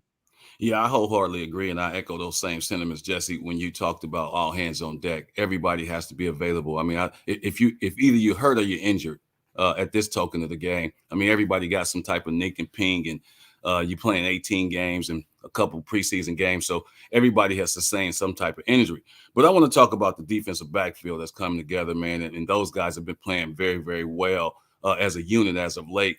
When you look at the real true success of the Niners, because if the defensive line isn't getting that pressure, and we're getting a lot of cover sacks, people not really taking that into strong consideration. So those guys, Ward and Thomas, and Williams, those guys are doing an outstanding job as of late. I know that was our Achilles heel at the beginning of the season. We couldn't really get anything done, and Cass was getting burnt here and there. But you look at it, man, it's a grueling season, and folks have made the adjustments and the changes. And so you got to salute the 49ers coaching staff as well for making those necessary changes. And like you said, we don't blitz that much. We come in with four linemen running a lot of stunts or whatever the case may be. And we really don't blitz that. We blitzed a little bit in the Dallas game, which was kind of unusual for us to do, but I understood the circumstance that was going on to put more pressure on Dak. Of course, Dak couldn't really move outside the pocket the way he normally does, but that was a great scheme that they dialed up. Yeah, I think that kind of goes to the point that you've just been you've definitely made during this call, which is go all out. And when that game was on the line, to watch the 49ers go full cover zero there and just bring the kitchen sink, I love that. That right there, what D'Amico Ryans did in that moment, that's exactly what we need all game this game.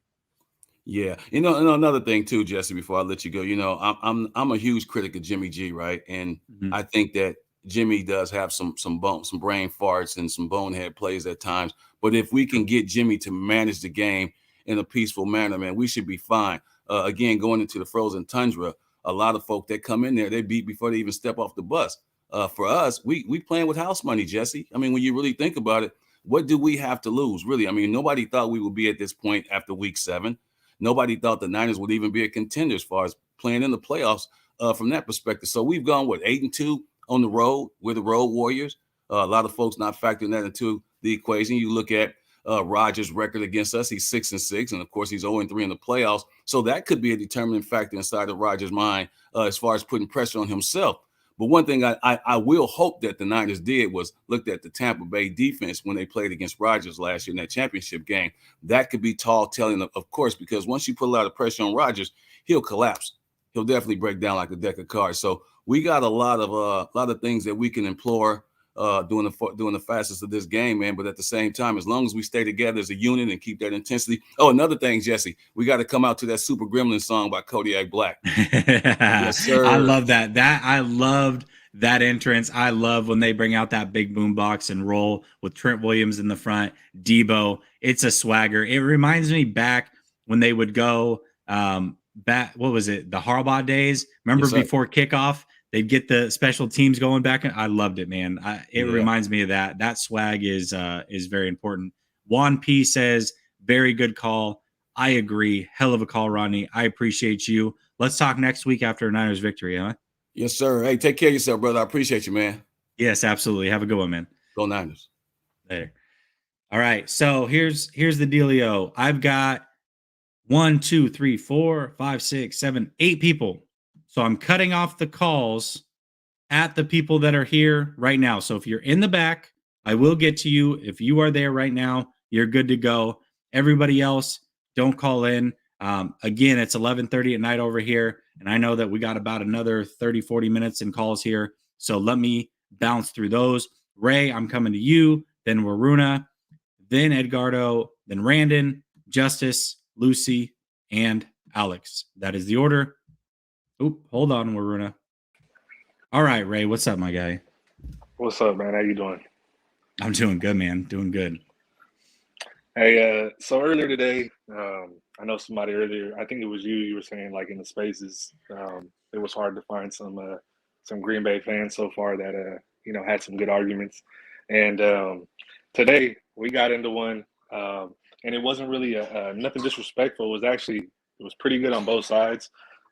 They actually did have some good points.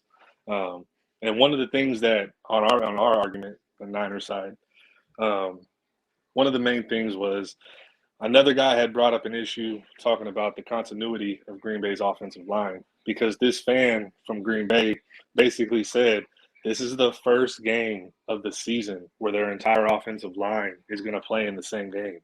Okay. So the discussion was, well, does that worry you guys? And for them, they were like, no, not really. You know, they're like, we think things are going to be fine still. They're some of our best players. And to me, that's one of the things that's not really being discussed in this matchup. I feel like everybody's focused on the quarterback. But if you know, then you know. If you know Jimmy, then you already know what it is. And that goes out to all the faithful. Whether you support Trey, whether you support Jimmy, all of the faithful, by now you know what Jimmy is, all right? And that's not a slander. It's just Jimmy's Jimmy, you know what I mean? And yeah, he'll play really good sometimes, and then he's going to have his moments where he doesn't, you know? And in this game going in, looking aside from Jimmy, to me, it's going to be in the trenches. Because in that Week 3 matchup, I feel like that was the biggest letdown to me. Because going into that game, I expected our D-line to exploit their offensive line with the injuries they were coming in with. And our offensive line was coming in against their D-line who had injuries as well. So it seemed like, we were going to have an advantage in the trenches. And we didn't. They didn't perform well. They were getting whooped. And I feel like that's what gives me some optimism, though, going into this game is it's completely different right now. Especially when you want to talk about continuity with an offensive line. Like for us as 49ers, our team, that was their Week 3 with Alex Mack. You know what I mean? So now you're in the playoffs. This offensive line right now is playing like one of the best offensive lines right now in the NFL. That's a hell of a They're playing point. great. Yep. You know? And so to me, going into this matchup, and then you look at on the other side of the trenches, the D-line. Tell me another D-line that's better than ours right now. Show me another D-line that's better than ours right now. There is no other better D-line than I'll ours. tell you right now, there's no better front seven. You add in those linebackers, nobody can hold a candle to that front seven right now. Well, yeah, if you hear some people, certain players carry a little more weight when it comes to when they talk about certain aspects of the game. And when Ray Lewis says this is the best front seven in the playoffs, there's a reason why, because he recognizes what he's seeing on film from this defense. Yeah, absolutely.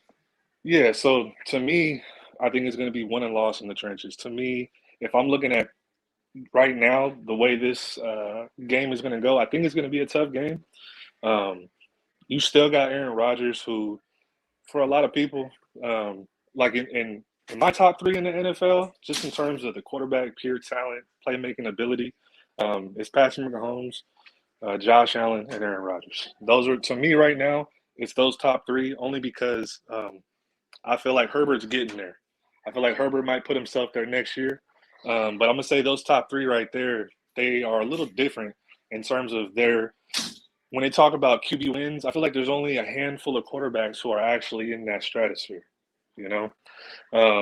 So looking at this matchup, they're going to have an opportunity because faithful, they have one of the best quarterbacks to ever play, period. He's one of the best quarterbacks. Just the things he can do with the football is unreal at times. Like in that Week 3 matchup, we all gave the defense shit because, sorry about the cussing, we all gave the defense, we gave him a hard time for that throw that he made over Fred Warner. But if you watch the film, it's an unbelievable throw to layer it between the defense the way he did it, and he makes it look easy, you know? So in this game, I'm looking for our defense and our offensive lines to be the difference maker if we win this game. And obviously, if Jimmy plays well, man, even better. You know, if Jimmy doesn't have too many of those plays where he can eat a sack, he can throw it away, he can take a penalty, do whatever. Just don't turn the ball over, man. Just don't turn the ball over. Like, it's okay. Like, that's the thing. Like, you said it. He has a gunslinger mentality, but with like a game manager skill set, you know? And that's bingo. the thing. It's just like at a certain moment in time, you got to know what you are. And somebody in that locker room should be letting Jimmy know what he is. Like, look, Jimmy, I love you, man, but look, if you just do your job, eat a sack, throw the ball away, we can win the Super Bowl. That's the thing. We can win the Super Bowl. That's all you got to do. It's really set up that way this year in the NFL. There is no super dominant team. Every team has a weakness. Every team has a flaw. The decade of the 2020s up for grabs. And if you feel like we got that coach and that because just look at the impact Shanahan's had on the NFL already. When you're talking about coaches who other coaches around the league respect, and if you're a coach, you know what it is. I feel like that's the thing is he's putting himself in that discussion, and I'm talking about Kyle. I was very critical of Kyle this year. I felt like there were a lot of personnel disagreed with, and I feel like a lot of the times when those moments come where a team gets injuries and guys stick with veterans and they don't want to move on to rookies right away. I think for him, he felt like he was doing what he thought was best. And yeah, it may have had some bumps in the road, but he got his team to the playoffs. And to me, that's something that he had to do this year. Like there was no ifs, ands, or buts about it. There was no excuse for this team, as loaded as it is, to not make the playoffs. So going into this matchup, I'm looking at us having an advantage in the trenches, but I do feel like coaching-wise, this is where to me, Kyle, I wish Kyle can hear some of these things as fans have to say. It's like, Kyle, put your nuts on the table, bro. Show the rest of the league you're at a different level in terms of being a head coach. Show the league that you are that coach. Everybody else is your son. So show them why McVay's your son. Show them why LaFleur's your son. Guess what? You going into this playoffs, I feel like somebody said it earlier.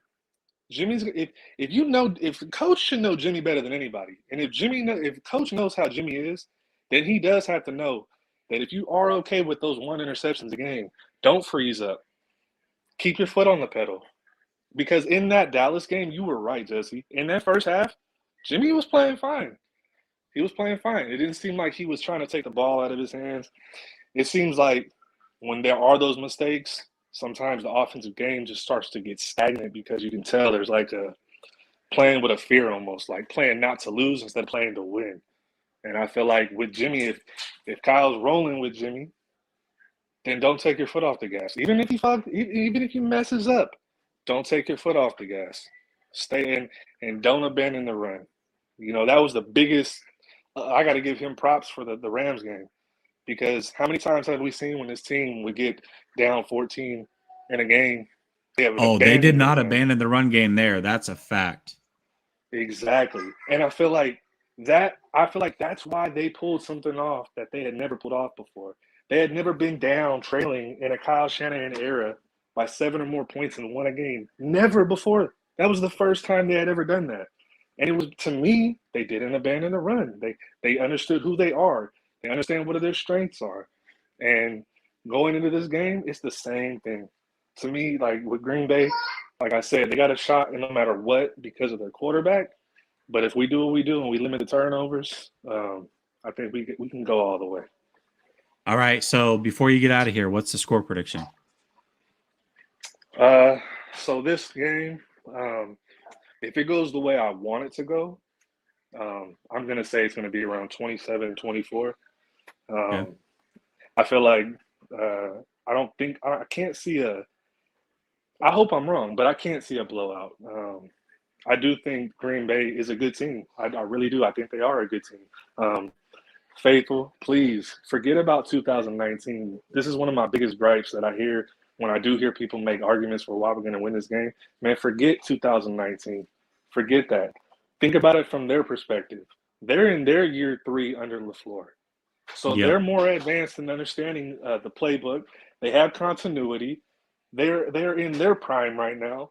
Don't think that this is in 2019. So what? This ain't 2019. It's a new year. It's different, and they got a good squad, and we're going on the road. So, but to me, that's where I am faithful, is because I feel like the Niners can travel. Jimmy is better on the road than he does at home, and to me, like I said, look for the trenches to be difference makers, and look for the head coach. He showed me something against the Rams, so I'm hoping he can show something again, with his decisions. decision making. It's never been about Kyle's X's and O's. It's the decision making where I think most of us are like, "Ooh, Kyle, I don't know about that play call right there, Kyle." 1,000%. 1,000%. Yeah. So all right, brother. Good hearing from you. We'll talk next week. We'll definitely be talking in Spaces too. All right. Yeah, for sure. Later, man. I always love Ray calling in. The Young Montana, Trey Lance is Donovan McNabb. Yeah, I've heard that before. I heard it from Bay Area Baller was the first person I heard talk about that. I disagree. One of the things about Donovan, like athletically, I can kind of agree. One of the things about Donovan, though, his arm was actually pretty overrated. He didn't have the strongest arm. Trey Lance has a much stronger arm, and Trey Lance is physically taller. He's just a more physically gifted, just from a height perspective. Donovan was very thick for sure, so he's definitely not thicker than Donovan, but from a height perspective, he is a few inches taller. And I just think he's going to be better than Donovan. I really do. Donovan was cool. Donovan wasn't bad. Donovan won some games, but I think he's going to be better than Donovan McNabb. So, all right, Varuna, I'm going to bring you in. Hi, What's Jesse. going on, Varuna? How are you? I'm doing good. Just average, I would say. But how are you? Hey, I will bring that average up. I'm doing very good. Pino always says average. I love it. I know. I haven't. You know what? I saw Pinor in a space the other night, a Twitter space. That was the first time in a long time I'd seen Pinor. So glad he's doing well. I was worried about him. So one thing I thought about is about this game.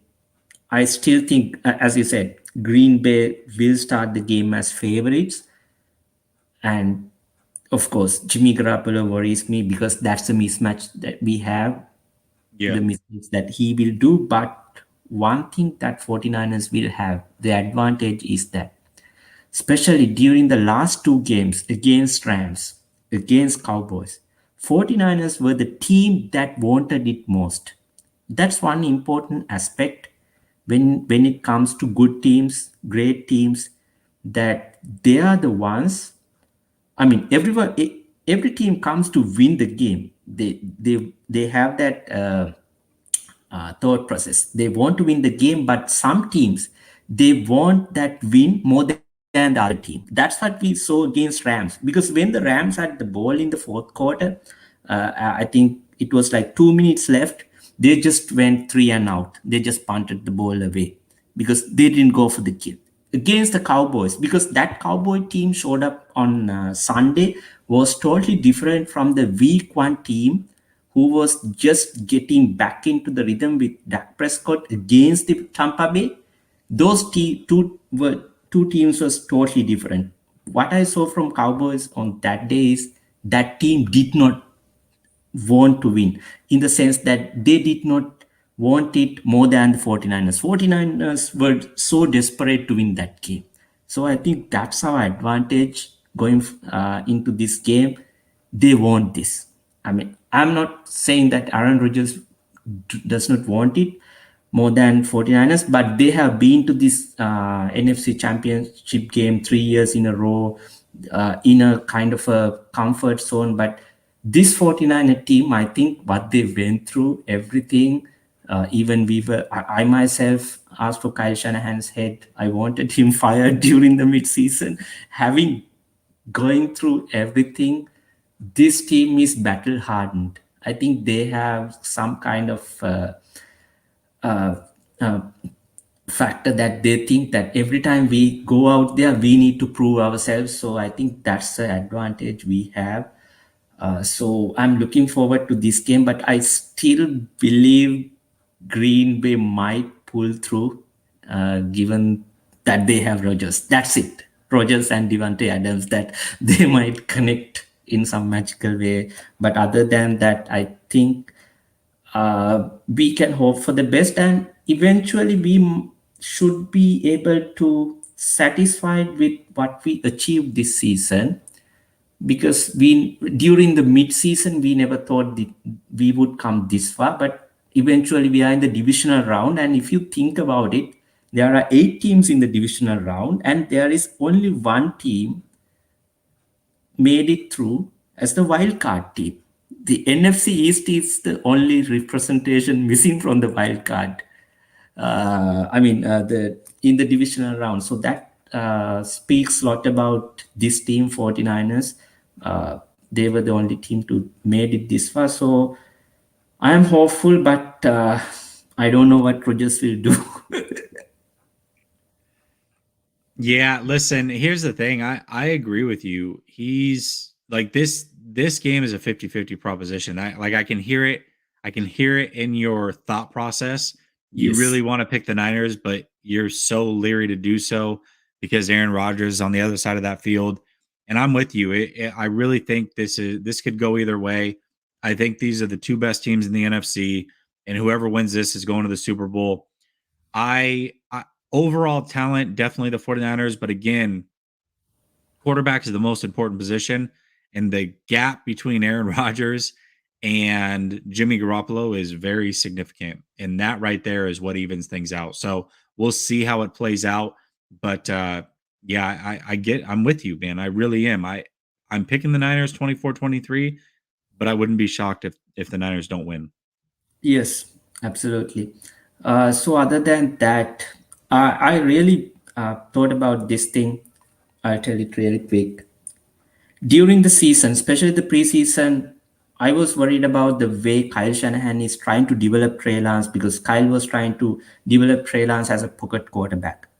But watching how Cardinals went down with Kyler Murray, I thought, okay, Kyle is doing the right thing, because Cliff Kingsbury, he tries to build his game scheme around Kyler Murray's strength, and he's like, okay, Kyler, you do whatever you are comfortable. I will adjust to that. Here, Kyle Shanahan is like, Trey, I know what you are capable of, but still, you have to do it on my way. You have to learn these traits first. Use your natural ability as the advantage, but not as your first, whatever your first read or first process. So I think I misread Kyle Shanahan on that, and I'm really glad that he's developing Trey Lance in this way, rather than he's handling Trey Lance with the same way Cliff Kingsbury is handling Kyler Murray. Yeah, absolutely. No, I think he's doing it. We'll see. I don't think there's a right answer or wrong answer. I personally would still have rather seen Trey play, but as long as I think ultimately talent wins out, and Trey Lance is going to be good regardless of how it happens. Maybe it would have been faster if he sat. Maybe it would have been faster if he played, but ultimately by the end of 2023, Trey Lance's talent will show through. I am 100% on board that will happen. Waruna, my guy, is there anything else before you get out of here? No, I'm just hoping that we will have a good Saturday night. Me too. I'm so with you, man. Green Bay is one of those teams that I don't hate them on the level that I hate Dallas or Seattle, but it's one of those that I don't want to lose. So yeah, Let's go Niners for sure. We'll talk next week. All right, brother? Yes. Good night, Jason. All right, bud. Have a good night. All right, we're going to go Edgardo, Randon, Justice, Alex, and then Jason, and we are out. So let's keep it. Oh, hold on. Smack Jones, whoever wins, this is going to the Super Bowl. Yes, agree with that. This is the game where Jimmy G fans see that we need an elite QB to compete consistently. Free Trey. Yeah, I think that's it, right?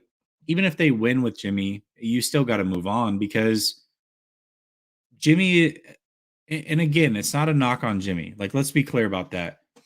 Outside of 12 to 15 guys in a given year, pretty much every other quarterback is replaceable, and Jimmy falls in that category. Now, Jimmy is also a guy you can win with, at least in the regular season. I think it remains to be seen if you can win a Super Bowl with him, but you can definitely win with Jimmy. You can win a lot of games with Jimmy. That is very clear. But getting over the hump and him actually going out and winning you games, any quarterback that doesn't do that can be replaced, and that's where Jimmy falls. So starting level, absolutely no question about that, but very replaceable.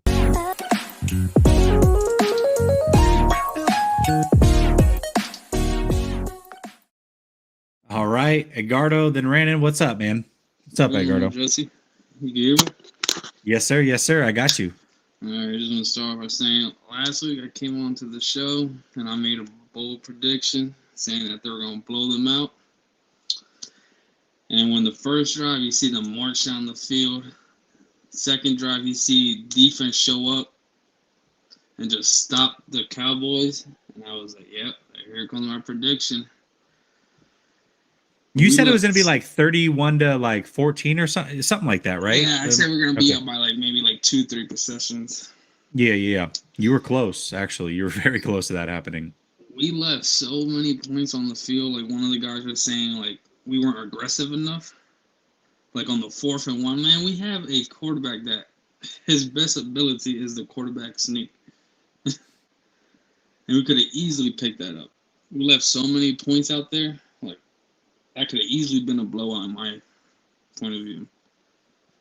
That being said, I think Kyle is going to take that and see where he left points at. And for the Green Bay, he's not going to do the same mistake. He's not going to commit that twice. I agree with you. I think that there was spots in that game where they could have been aggressive. They could have relied, especially in the first half, on Jimmy. I think that 3rd and 3 where they ran the ball with Deebo, I would have loved to seen a throw there. I want to address this comment just real quick, and then I'll let you get back to your thing. Juan says, are we not competing with Jimmy, or are we watching different teams' channel? I think you might have misunderstood what I was saying, or maybe I wasn't clear. I'll own that. What I'm saying is you can win a lot with Jimmy, right? With a team that the 49ers have being this talented, you can win a lot of regular season games with Jimmy. But here are the facts. Since 1988, only one Super Bowl has been won by a quarterback that did not make a Pro Bowl at any point in his career. That quarterback is Joe Flacco. Even Trent Dilfer made a Pro Bowl, okay? Now, a lot of these guys make it to Super Bowls, like Jimmy, but they don't win Super Bowls. So more often than not, an uber-talented quarterback will win a Super Bowl. Since 1988, also, only 6 Super Bowls have been won by quarterbacks that are not Hall of Fame caliber. So quarterback is the most important position. I think we can both agree that Trey is not either one of those things that we just mentioned. So that being said, I'm not saying they can't win with Jimmy. I'm saying it's very, very unlikely that they win it all with Jimmy. And even if they do win it all with Jimmy, there is still an upgrade that should be had at that position and could be had at that position. And we're all hoping that Trey is exactly that. Go ahead, Edgardo. Yeah, that being said, I think if we win it all, we're going to win it with Jimmy, not because of Jimmy. Yeah, I would agree. Yeah, of course. All right, and so for this Green Bay game, what I feel like we've been doing the best is stopping the run. So if we're able to stop the run, the secondary better be ready because Aaron Rodgers is going to challenge them a lot. I agree. Completely agree. We need to be able to run the ball, and we need to be able to stop the run. I think that's going to be very, very key. Yep. And my prediction is I think we're going to win this by 10 points. So I'm thinking like 27-17. Okay. I love the confidence. I love the confidence last week. And I said the 49ers would win by 7. And I thought that Dallas would score late to make that game look closer than what it was. I was a little off on the score, but ultimately that's kind of what happened. Dallas scored late, really when they had no business doing so to make that game look closer. We know who dominated that game. You were also very close because you said it was going to be a blowout, 2 scores plus, and I think that was close to happening. I love the optimism.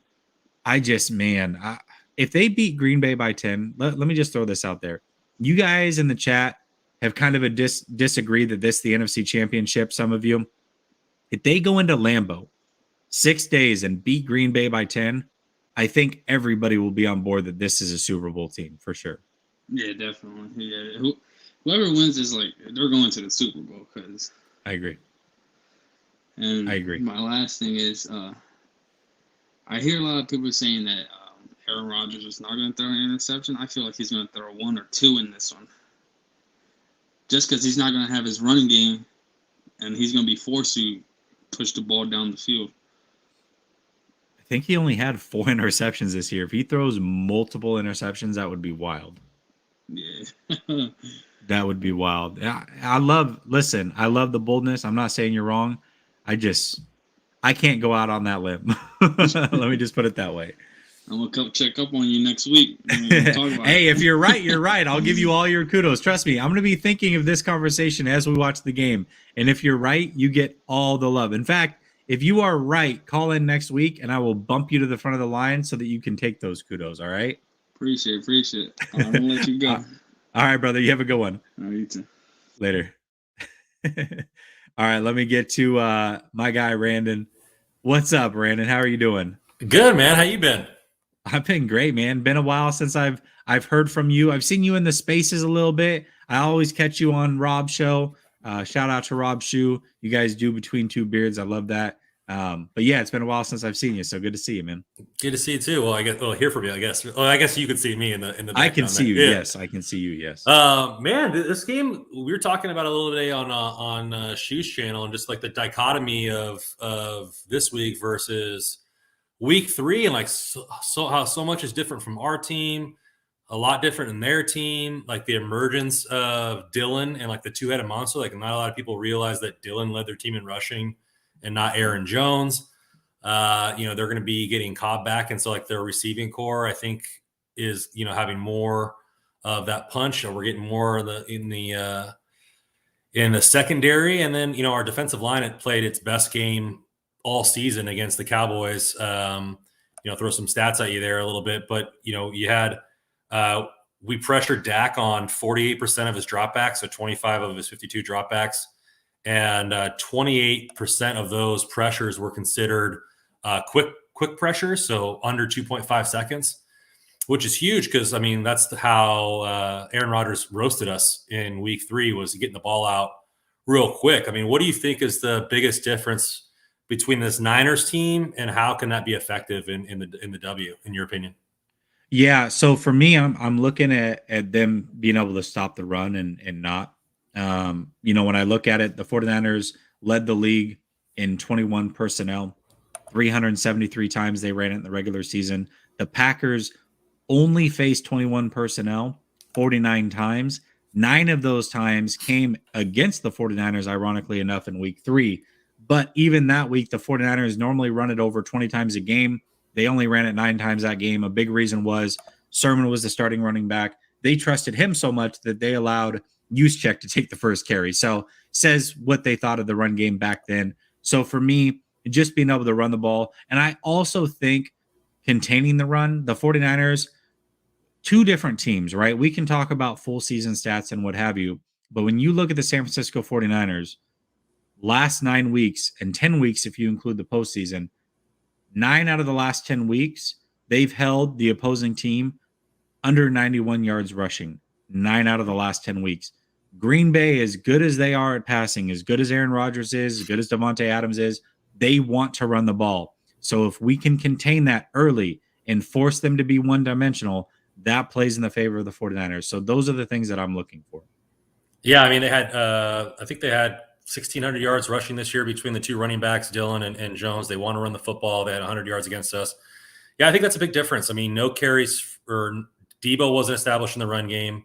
You had, you're going to have Mitchell this game where it was Sermon, and he was in the doghouse at that point. Ayuk has been a huge factor. I mean, anywhere from 60 to 90-something yards the last few games. Complete non-factor in that game. And then we were fishing cornerbacks off the street at that point. And, this game, you're going to have a little bit more continuity in this game. It's just crazy. And then you have the best home team in football. Green Bay's, undefeated at home this season. We've done a decent job going on the road and winning big games, in my recent memory. And so it's just crazy how this game is going to play out back and forth. I know, like, a lot of people don't really realize this, but we're the best team since week 8 in the National Football League, being 9-3, including the playoff. Like you said, the run game, number 1 in the run since our bye week. We're getting more pressure with 4 personnel or 4 people rushing, so we don't have to blitz a lot, which helps in the pass game. So it's just kind of crazy how a lot of this stuff is shaping up to be a pretty good battle, more than I think maybe people think. And then, like you said with Waruna, just Aaron Rodgers just gives you so much pause to neutralize any edge you want to give the Niners. He almost neutralizes that with how good of a season that he had. Oh, absolutely. And to your point, if you remember early on in the season, the 49ers couldn't stop the run at all. They've completely fixed that. Yeah, they also couldn't. Yeah, they couldn't get any turnovers either. They had like 3 turnovers in the first like 5, whatever it was. It wasn't a lot. And if you look at the last 9 games and 10 games, including the postseason, I think in like 6 of those, they forced multiple turnovers. It's a completely different team. And I know Green Bay's different as well. Let's not forget they're getting Jair Alexander back. They're getting Bakhtiari back. Those are 2 gigantic pieces that we can't account for not having during the regular season. The fact that they were the number 1 seed missing players of that talent, that caliber level is very impressive. It just goes to show you how good this Green Bay team is. And it's going to be a hell of a game.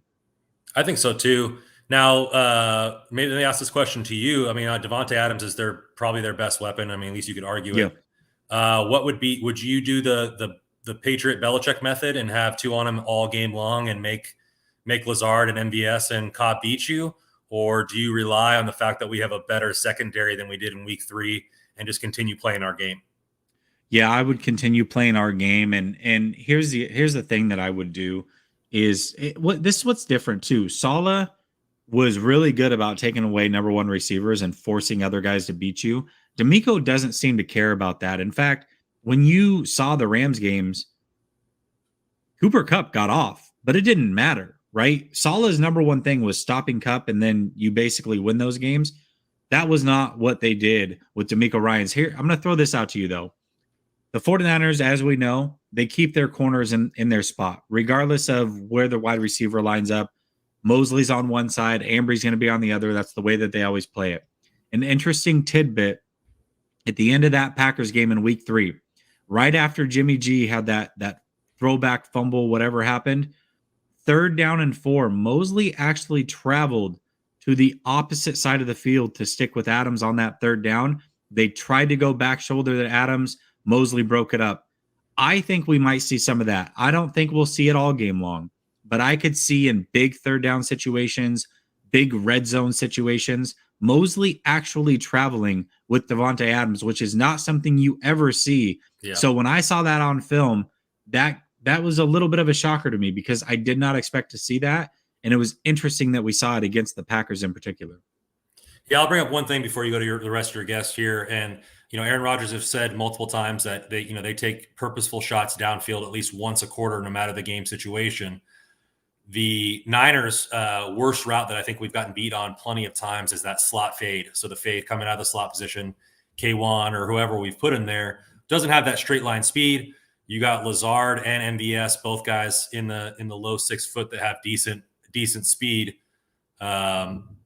I think that's more of a situation where they might take that shot deep from the slot rather than Davante Adams and try to and really hamper home a weakness that they've seen from the slot position with the Niners over and over again this season. Well, it showed up in that Packer game, and it showed up again last week. Those slot fades, K1 Williams can be had there. So I think that's a great point. And when you see one safety over the top, which the Niners will run a lot of cover 3 and cover 1, when you see that, that's when they're going to take those slot fade chances. So, yeah, I think that's a good point, something to look out for. All right, man, I'll let you get to your other Carlos. I know it's late where you're at. Appreciate you answering, and good to see you, man, and go Niners. All right, brother. We'll talk. Catch you later. All right, Justice, thanks for hanging tight, brother. What's going on? Evening. It's actually like 9:09 over here. So good evening, everybody. Yeah, well, there you go. It's morning for me right now. It's 12:09. Good morning. Good morning. I want to pop in here. The first thing I want to nip in the rear end. I don't want to, cuss. But Trey Lance is him. I think it's a little rash to compare Lance to McNabb. I remember when we first drafted him, everyone was like, "This might be the next Garcia. This might be the next Vic." All these other great quarterbacks. And I just want to say to the fans, the faithful, that we need to relax. Lance is him. As somebody who watched North Dakota State, watch college football. Trey Lance is phenomenal. He has a phenomenal arm. He has phenomenal pocket presence, and his run is pretty amazing. He ranked top 3 in quarterback, and quarterback on the throwing on the run as well. So I would love to compare him to Michael Vick because I think his game is like kind of similar to Lamar Jackson as well. But Trey Lance is him, and I think that when we start comparing the quarterbacks, we're setting our expectations high, and if he's not hitting it yet, then we're just going to be disappointed. And I don't think that's something we want to do to ourselves. I think you should just let him be him, allow him to grow, and allow him to flourish in this West Coast offense, and just let him be him. That's all I want to say on the Trey Lance. Yeah, I agree with you, and that's what gets me so excited. A lot of times you really can comp some of these players, but with Trey Lance, I couldn't comp it. And the last 2 quarterbacks that I really felt like this way about were really, really good players, and that's Josh Allen and Justin Herbert. Mm-hmm. And I feel the same way about Trey. I think he's going to be right there with them. Very different than them, but just like them, will be unique and very, very good. Yeah, and just to finish up the point, I think Trey Lance has those physical attributes where he's able to read the field too, and that's what Jimmy has struggled with this offseason. I think week 3, that was also DeMarco Ryans' 3rd game. You know, we had a lot of corners out. We just lost Verrett. We picked up corners. Our running game was like not so good. You know, Elijah Mitchell wasn't playing. I think who else? On the secondary, the receiver core was questionable. We were 2-0, but I remember saying to myself, I was like, "Are we really 2-0? Like, are we really 2-0? Like, it's like." But also the thing that the biggest factor for me is not the defense, it's not the offense, it's the special teams, and the special teams needs to step up. We saw it in the Vikings game. Because of the special teams, that game against the Vikings was closer than what we wanted. And this special teams needs them not making mistakes. The fumbles not needing to happen. Travis Benjamin already has 2 fumbles on the season. So these mistakes by the special teams cannot happen this in 6 days. Like, you have to be focused. You have to catch that ball and rock like cradle it. You know, protect the ball. Special teams has to step up because we cannot afford any mistakes. And also, roughing the kicker. No one's talked about that yet. Like, blatantly ridiculous. Like, come on, man. Like you, and that's the thing too. Like, these mistakes cannot happen against Green Bay. Like, it can happen against Dallas because we allowed 0 sacks. Not too many pressures on Jim. I think he got pressured 6 times in the whole game. Yeah. Mm-hmm. So these mistakes can't happen against Green Bay. These mistakes can't happen. There has to be discipline. I think Hightower is the special teams coordinator. I think that's him. He has to gather his brothers and this cannot happen. You guys had problems in the season. Now you had fumble problems, and now you're having penalty problems. It just cannot happen. And this is a proven game for us, and I know that everybody's picking Green Bay. Let them pick Green Bay, because the last time we went to Green Bay, we ended up winning, and we ended up proving a lot of people wrong. And I'm not gonna say we were gonna win. I'm gonna say we have a shot. And for the 49ers to have a shot, they have to get the ball running. They have to air the ball out to Ayuk and Deebo, make sure they're in the game, and also make sure defense is not tired. Because I feel like Green Bay is gonna have long drives. So we have to answer back We have to answer back fast and make sure that if Trey Lance gets some snaps, and I don't predict them to get some snaps, that they're not just running plays. Like if you have to use a Taysom Hill situation, put him in a Taysom Hill situation. Don't just depend on the run too much. Like, he has the ability to throw if you give him the ability to. So I agree with that. I don't think we're gonna see him. But if we do, I would like to see them not limit it to just running the ball, because he is more than that. He's not Taysom Hill. He's a quarterback. Mm-hmm. I definitely agree. And I'll just finish up with this. Like, the biggest thing for me is a problem I keep seeing. And I don't know if anybody else noticed. I don't know if you noticed it. We're playing way too off. We're playing so off.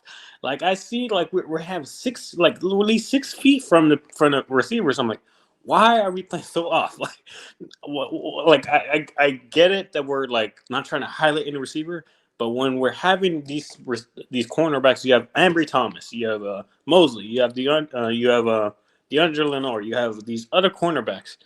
Why are we playing off so much? Why can't we just play aggressive and just like attack? Like, why do we have to play conservative like for 3 quarters?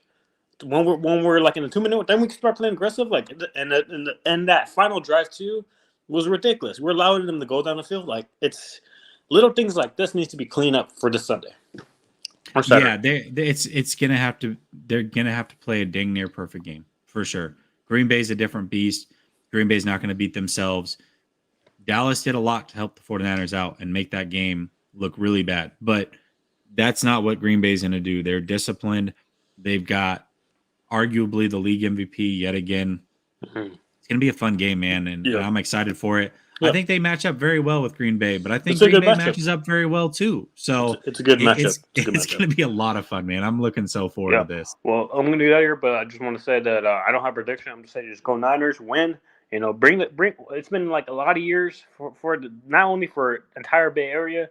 We have seen a championship, and you know the Warriors got us a ring, championship, but like the Giants. But we need a football ring. We need a football championship. We need a Lombardi championship. The Bay Area, as from San Jose, California, we need a championship. We really do. I think Gotta bring it. The Bay Area needs a championship, and I think the entire Bay Area will unite for one day. one day, and then it's like, do we get rid of Jimmy or do we keep Jimmy? Like, you know, that's gonna happen. So I just want to say, have a good night, and make sure stay faithful, everybody, and let's get this win. All right, brother. I appreciate you. We'll talk later. All right, let me get to these super chats. We had a super sticker. Appreciate you. Eddie Marcos 916 says Niners 24, Packers 21. Here's some love for y'all.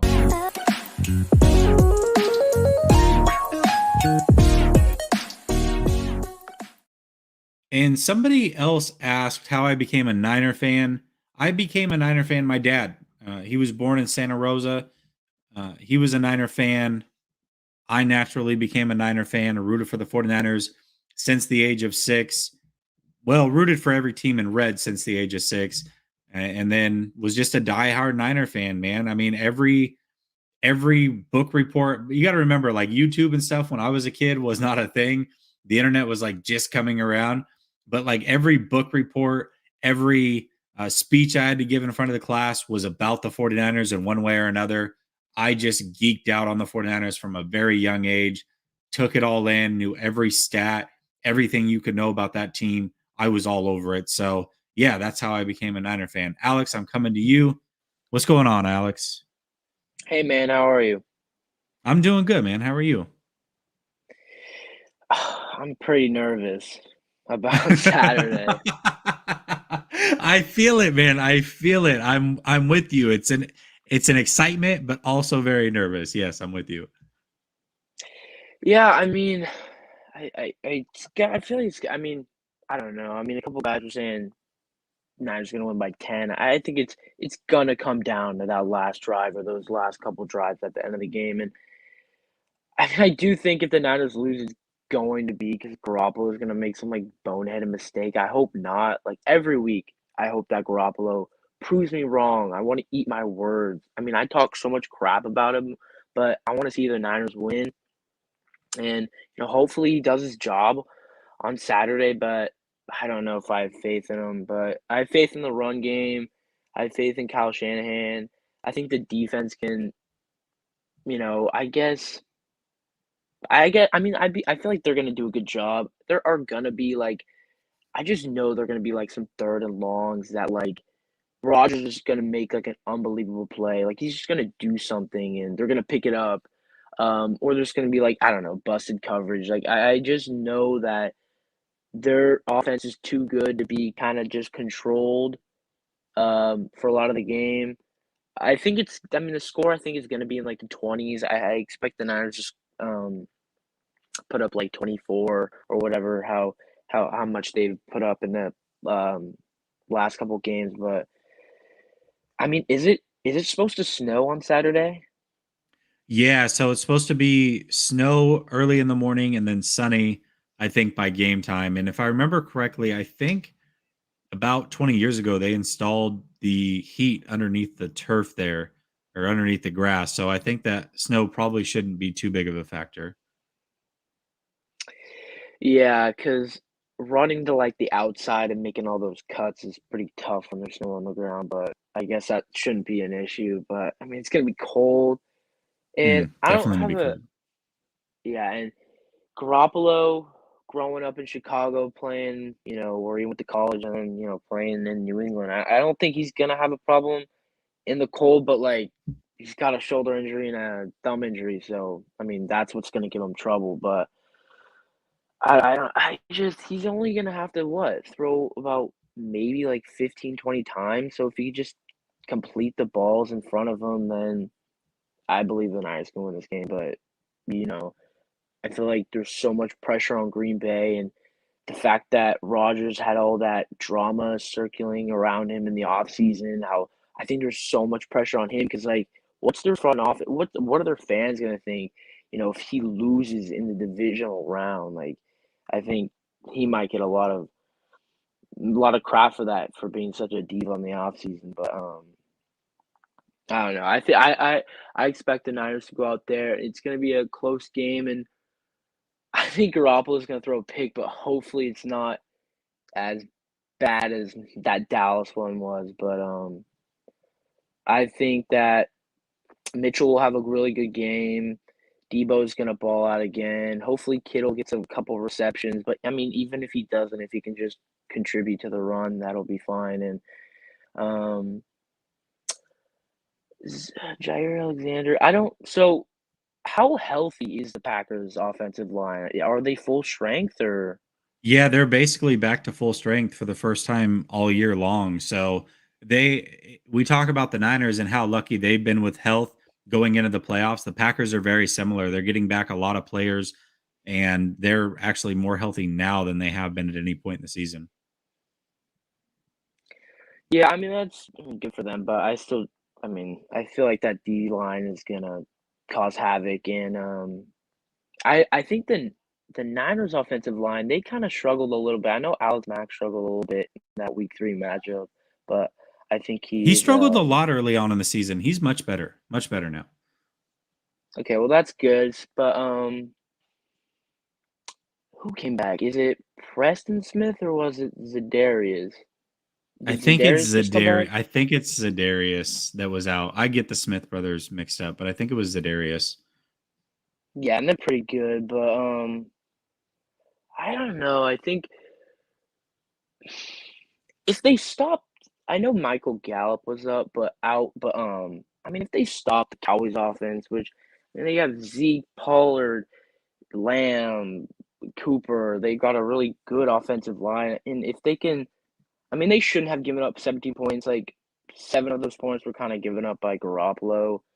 That interception that kind of put him in a bad spot, but I don't know. I mean, they're gonna give up like 20-ish points, but I feel like the Niners can live with that. If it's shootout, there's no chance. I just don't think they can win if the game goes into the 30s. But I agree with run the that, by the ball. way. The Niners have done a good job of holding teams to low scoring totals as of late. And I agree. If it gets into the 30s, I just don't see it happening for San Francisco. Yeah, and I mean that's pretty much it.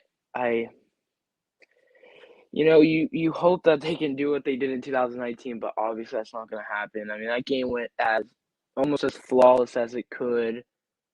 And Jim Garoppolo only threw 8 times, and hopefully they can do the same thing on Saturday. But he's just. I mean, they're going to be third and long.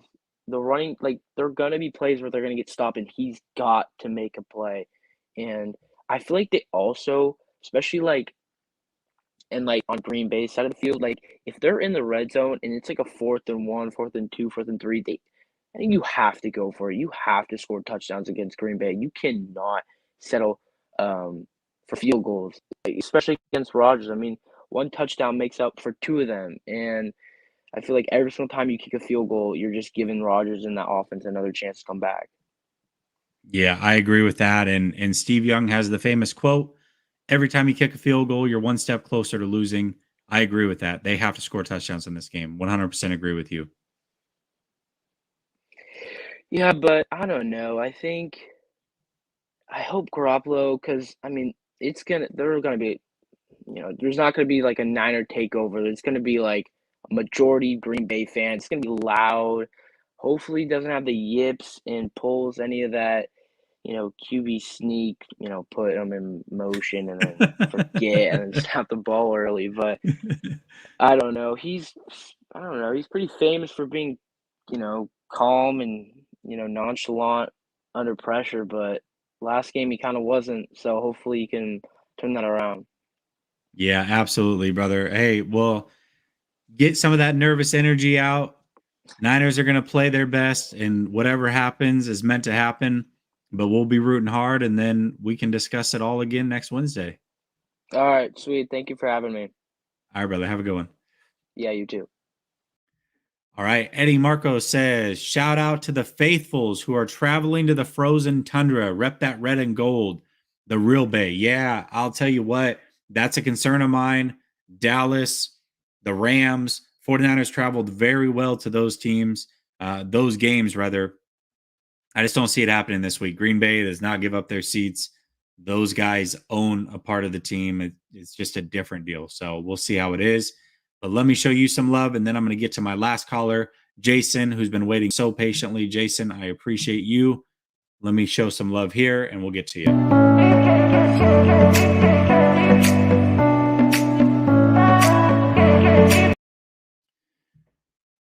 All right, Jason. Hey, how's it going, guys? Can you hear me? Yeah, we got you. What's up? All right. Hey, thanks for having me, man. I'm an East Coast 49er fan, too, so it's late here for me as well. Yes, it's almost 1 a.m. for us, man. Exactly, We're troopers. Where are you from? Exactly. Pennsylvania.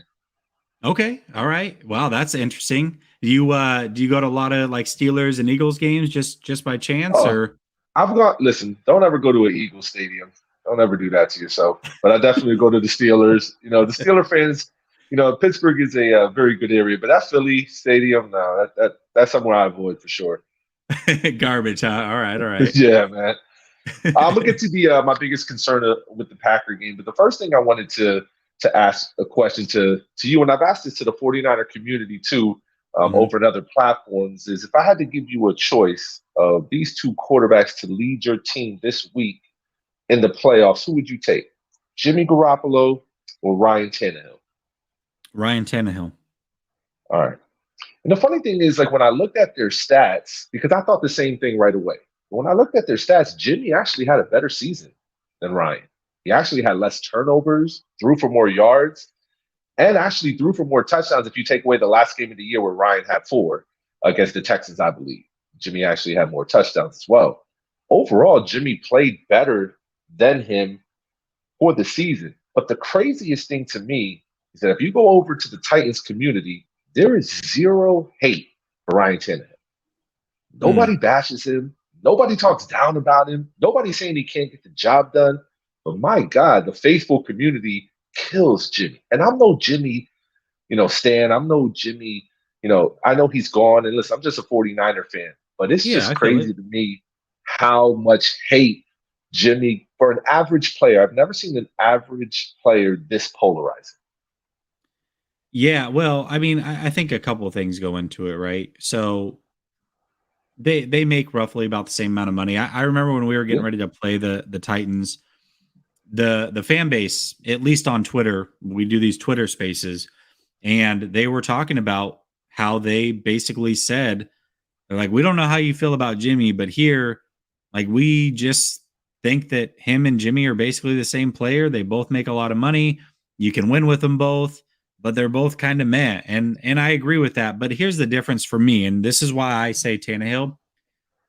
I believe, and I know what the numbers say, but Tannehill did not have his weapons all year. If you take Deebo Samuel half the season away from Jimmy, or you pull away George Kittle for half the season from Jimmy, I think those numbers would look a lot different. And I guess what I'm saying is both these guys rely on the talent around them. However, what I can say is just physically, there are throws, and we saw him in that game against the 49ers, that Tannehill can make that Jimmy just cannot make, right? So that's the only reason I would go with Tannehill. Plus, he's got a little bit of mobility, but I don't think the gap is super aggressive. Like, I say Jimmy's the 17th best quarterback, I would say Tannehill's like the 15th best quarterback, right? It's not a big gap by any means.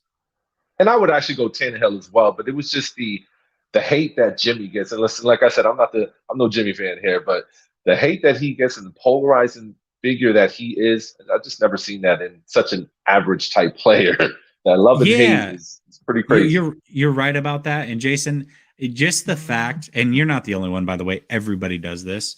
They enter into a chat room, they whatever. It's always like, hey, I'm a Jimmy guy, or I'm not a Jimmy guy, or I'm a Trey guy, I'm not a Trey guy. The fact that we even have to do that, like, goes to show you how far this has gone. Like, if I say something good about Jimmy, it doesn't automatically mean that I'm saying something bad about Trey or vice versa. But the fact that we have to preface it by saying, hey, I'm a such and such guy, because we know what the comments are going to be if you don't say that. It's crazy. You're absolutely right. It's unbelievable to me. Yeah, like I said, I've never seen anything like it. But now onto the Packer game.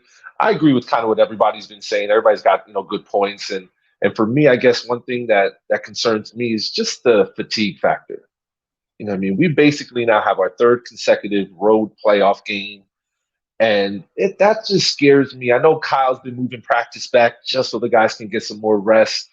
And but flying out to Dallas, flying back, then flying out tomorrow to Green Bay, man, I just hope our guys get enough rest this week. Because I think on a neutral field, if both teams are rested, I believe we come out on top. But with them being on their bye week and at home, and us traveling pretty much across the country again, short week, physical games, just hope our guys have enough juice left to finish it off. I agree with you. And that's why I say, like, this is the game. That 6 days is going to make a difference. That third road game is going to make a difference. If they win this, they actually get an extra day of rest, which will be significant. But that short week this week, coming off of 2 physically and mentally taxing games, is going to take a toll. Now, will it be enough for them to lose? My prediction says no, but that definitely plays a part in it. And you're right. Same rest, neutral field, both teams healthy. I'm taking the 49ers, and I'm feeling very confident about that. The reason I'm not as confident is because of all those things that you just mentioned. Yeah, and that's where I'm at. Listen, if I'm going to give a prediction, I think the Niners are going to be able to eke one out. As long as we don't make a bunch of bonehead errors, I think we can win this game. Would I be surprised if we didn't? No, I wouldn't be surprised. I mean, they are the number 1 seed. They do have the best quarterback probably in the NFL at the moment, and they have such a great home field advantage. But I think if we do lose this game, I think there's a lot to go into just being fatigued. I mean, that's taxing on these guys. And like I said, I know Kyle's been doing his best to move practice back this week to give the guys enough time to rest. But short week, traveling again, I just hope our guys got enough juice left in them. I'm with you, Jason. Hell of a call, my guy. Call back anytime. I do this every Wednesday night around 10 p.m. until about 12:30, 1 o'clock. So I appreciate you. That was a level-headed take. I love that we were both able to get that, like, just that frustration with the quarterback situation off our chest, because we all feel it. Let's be real. Yeah, man. It's therapeutic for everybody to hear it. We all feel the same way. So regardless of whether you're a Jimmy or a Trey guy, you feel it. There's animosity that doesn't need to be there. But I appreciate you, my guy. Let's hope the 49ers pull it out. And when we talk next week, we're not trying to remember what happened this season and talking about a great season. We're talking about a season that's still going. That's the hope. Yeah, hopefully we're talking about the next game, man. Thank you for staying up late with us. And yeah, definitely tune in next week. Absolutely, brother. I appreciate you. All right, have a good night. All right, you too. Hell of a call. Great way to end it. I appreciate the hell out of that. Guys, let me say this. Regardless of all the crazy stuff that's happened this season, just take this in. This could be the last week. Maybe it's not. Hopefully it's not. It's been a hell of a season. For me, this season is very special because I started making content during the off season, February of 2021, and all of the craziness that has happened up to this point, the trading of the draft picks. Who are they going to take at quarterback? They bring in Trey Lance. all the injuries, all the adversity that happened this season, now to be at this point, just enjoy it. No matter what, root hard for the 49ers. Know that they can get it done. They have a great team. I think this team can win. Will they win? I'm not sure about that, but I am very, very excited to see how this game plays out. I appreciate all of you for the love and the chat. You guys have been going strong. I know it's late for me, but I also know that a lot of you guys are East Coast guys or Central guys. Not everybody is from the West Coast. When it comes to the faithful, we're all over the place. So I appreciate you all for riding with me, not only tonight, but throughout this journey so far. Let's keep it going. If you have not done so, please subscribe, hit that bell notification so you never miss an episode. I will be back tomorrow on Jack Hammer's channel, breaking down the game. And then tomorrow night with my guy, Rad, right here on this channel, we're going to be talking about the whole NFL playoffs. I want to hear his prediction with the 49ers. He's a Lions fan, so he doesn't have a dog in the fight. I'm curious to see what he says, but I appreciate each and every one of you. Hope you have a fantastic night. And until tomorrow, peace.